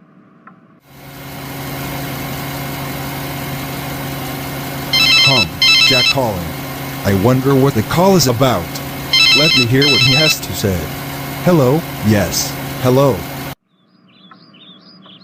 Paul. Hello, good morning. It's Jack here. How you doing? I'm all good, Mr. Jack. How about you? We're all good, thanks. Listen, Paul.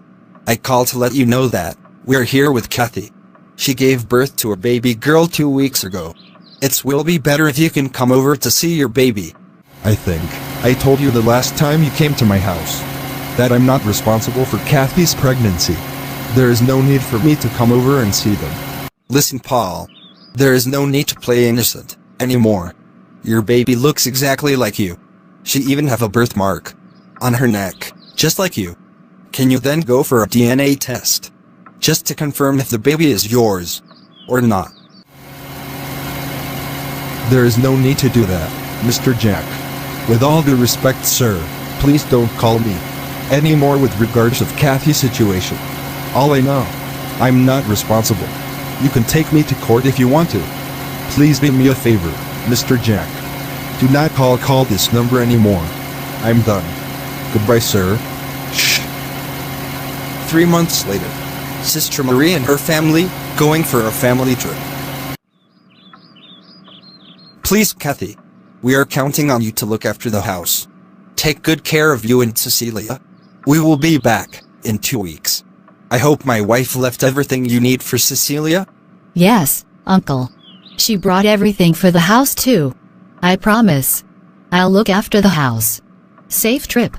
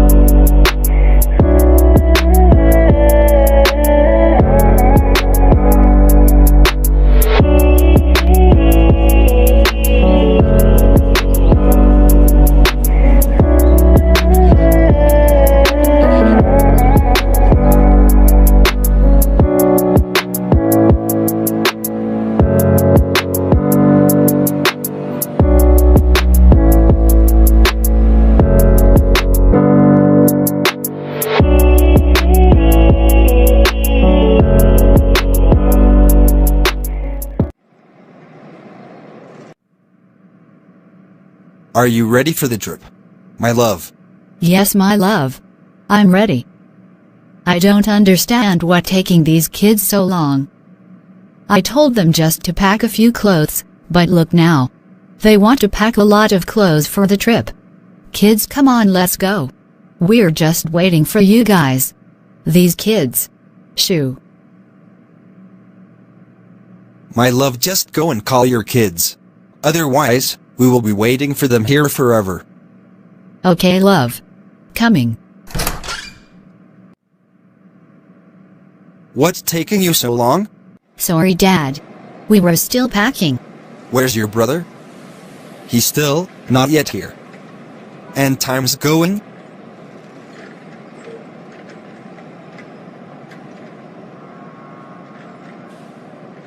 Oh, there, they are coming. Finally, we can get going. Ernesto, you took forever just to pack. Let us get going now. Ernesto, just move on the side so your sister can join you. Sit at the back. Joyce, join your brother at the back seat. Your mom seating here in front. Okay, Dad.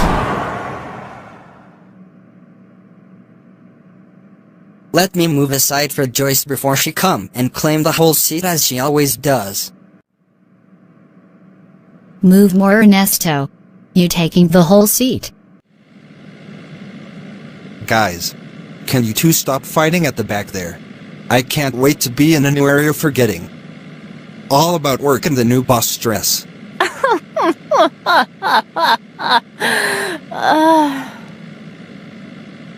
Days are moving fast, my love. You will face him indeed. Anyway, it's a good idea. Taking a break and going for a holiday. After all the challenge you are facing at your workplace, you can now clear your mind. Plus, the kids finally will spend time with you. That's true, my love.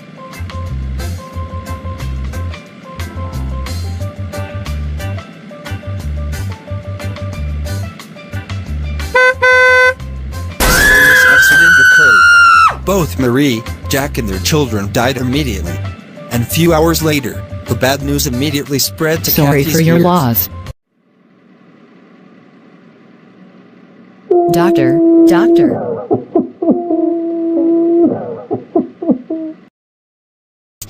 The reception informed me that you are the relatives of the patients that was brought here early. It was a big tragedy. Doctor, can I see them?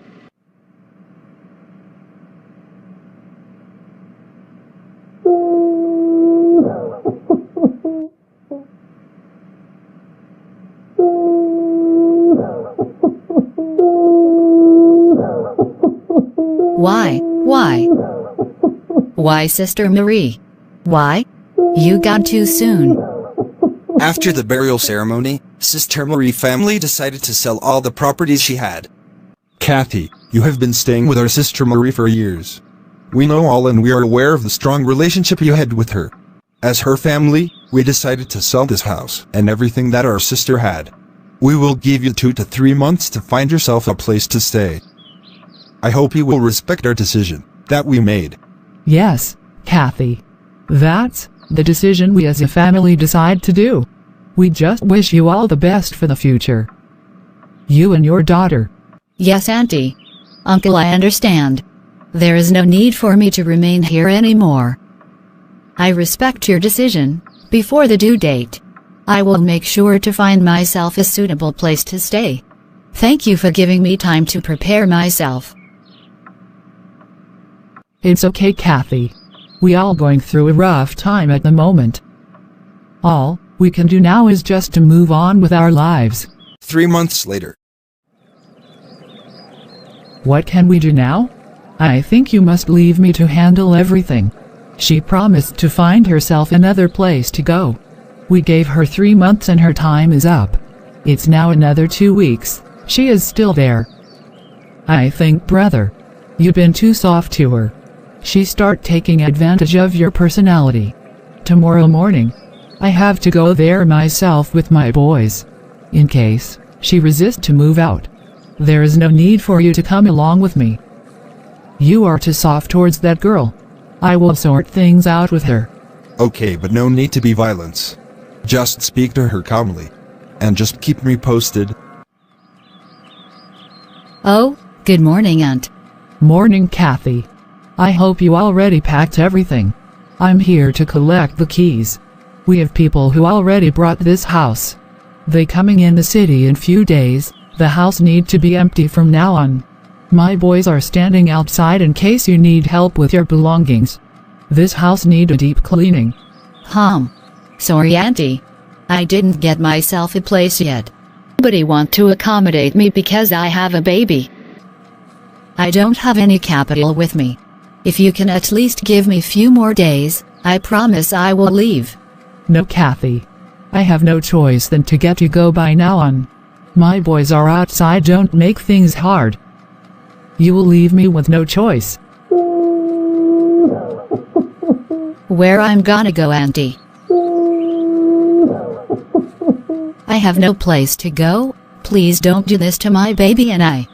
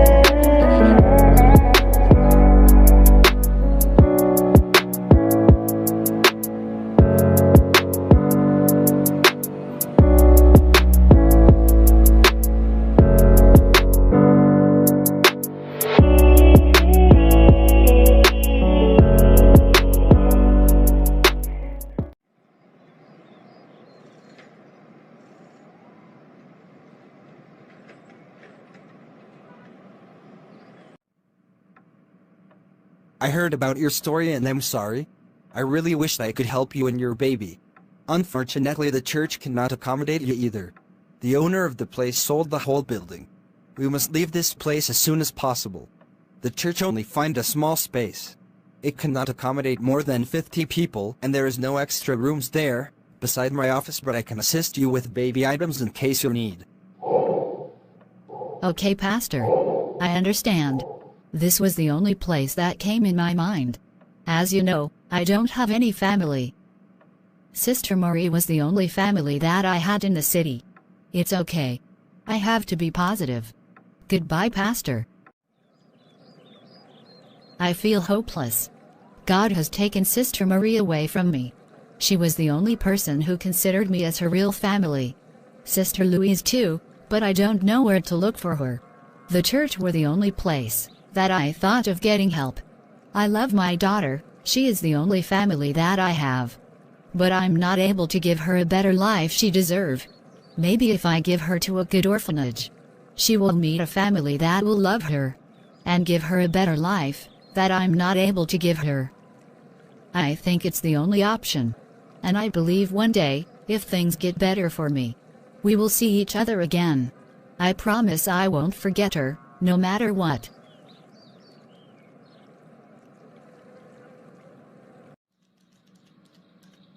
Yes, hello. Oh, okay, send her up. Hi, sister. Hi, young girl. I heard you wanted to see me. How can I help you? Yes, I'm in a situation which is above my strength. I would like to give my daughter for adoption. You said a daughter. Wow, this is wonderful. We were looking for a baby girl. We have good couple that applied already 5 months ago. We were in need of a girl. Please give me some time to get you in our interview room. Once you pass the interview, then we will call you in few days to come and fill up some forms. Please follow me. 1 week later, Kathy finally gave her daughter Cecilia for adoption. The new family paid her certain amount of money, which she organized herself, then left the country for UK with hope of getting a better life. Once arrived in the UK, things were not the way she dreamed of UK. Kathy had no other option than to change her way of living life.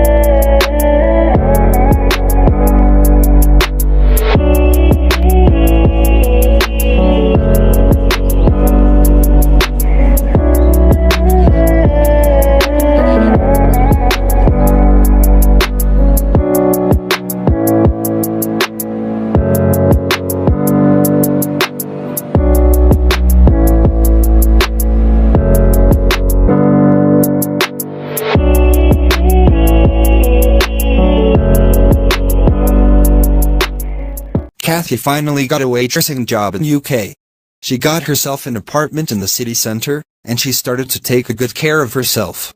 Her life changed as she became exposed to different types of men that were coming to the restaurant where she was working, buying fancy clothing, experienced jewelry, designer handbags and a beautiful car. All on her was about living a fancy life. She does everything to keep her new lifestyle. One day during Kathy's shift in a restaurant, a good-looking man came for lunch. His name was Sandro. Sandro was handsome. A Spanish guy. Tall, black hair with dimples. And has a nice voice. Hi. What can I offer you? Me not English. Espanol only. Oh. Habla español? Que le gustaría tomar? Kathy tried to communicate in Spanish as she always heard people saying on her favorite show. Sandro was impressed seeing her trying to communicate in Spanish. He got attracted by Kathy's generosity and confident without hesitated. He immediately asked Kathy out for a drink.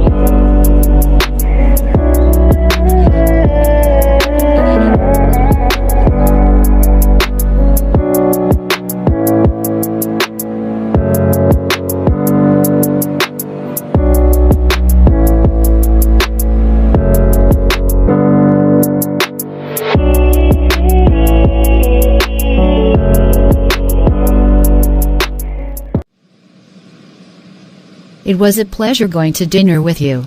Thank you so much for giving me such a good time. You have my number, you can contact me anytime. Same. I'm also happy. 9 months later, Sandro and Kathy finally got married, and were living a happy life. After enjoying their marriage lives, they then decided to have a baby. Sadly, the doctor informed Sandro that he was not able to become a father, due to an accident he had before. After arriving home, Sandro suggested if they can adopt the child. Kathy told him about Cecilia. They decided to travel back to where Kathy left her baby girl Cecilia.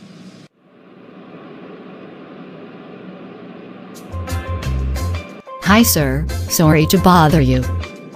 We are looking for the Tree Avenue number 8, is this the right place? Yes, ma'am. This is the Tree Avenue. Are you looking for someone? Yes, no. Actually yes. I'm looking for an orphanage. I don't know if I'm in the right place. I don't remember seeing this new building, the last time I was here. The place looks strange to me. You say you were looking for an orphanage. This place is a church, madam. Yes, madam. It used to be an orphanage before the accident. There were fire in that place. Everything was burned up. Many people lost their lives, including children. The accident was not good at all. We heard only 25 people survived. And the 25 children were only 8. Such a pain lost. It's okay, don't cry. It's okay. She's maybe one of the survivors. Let's look for a way. We can find out more about what really happened. We can go to the police nearby. They can identify the victim's identity. Cecilia can still be alive.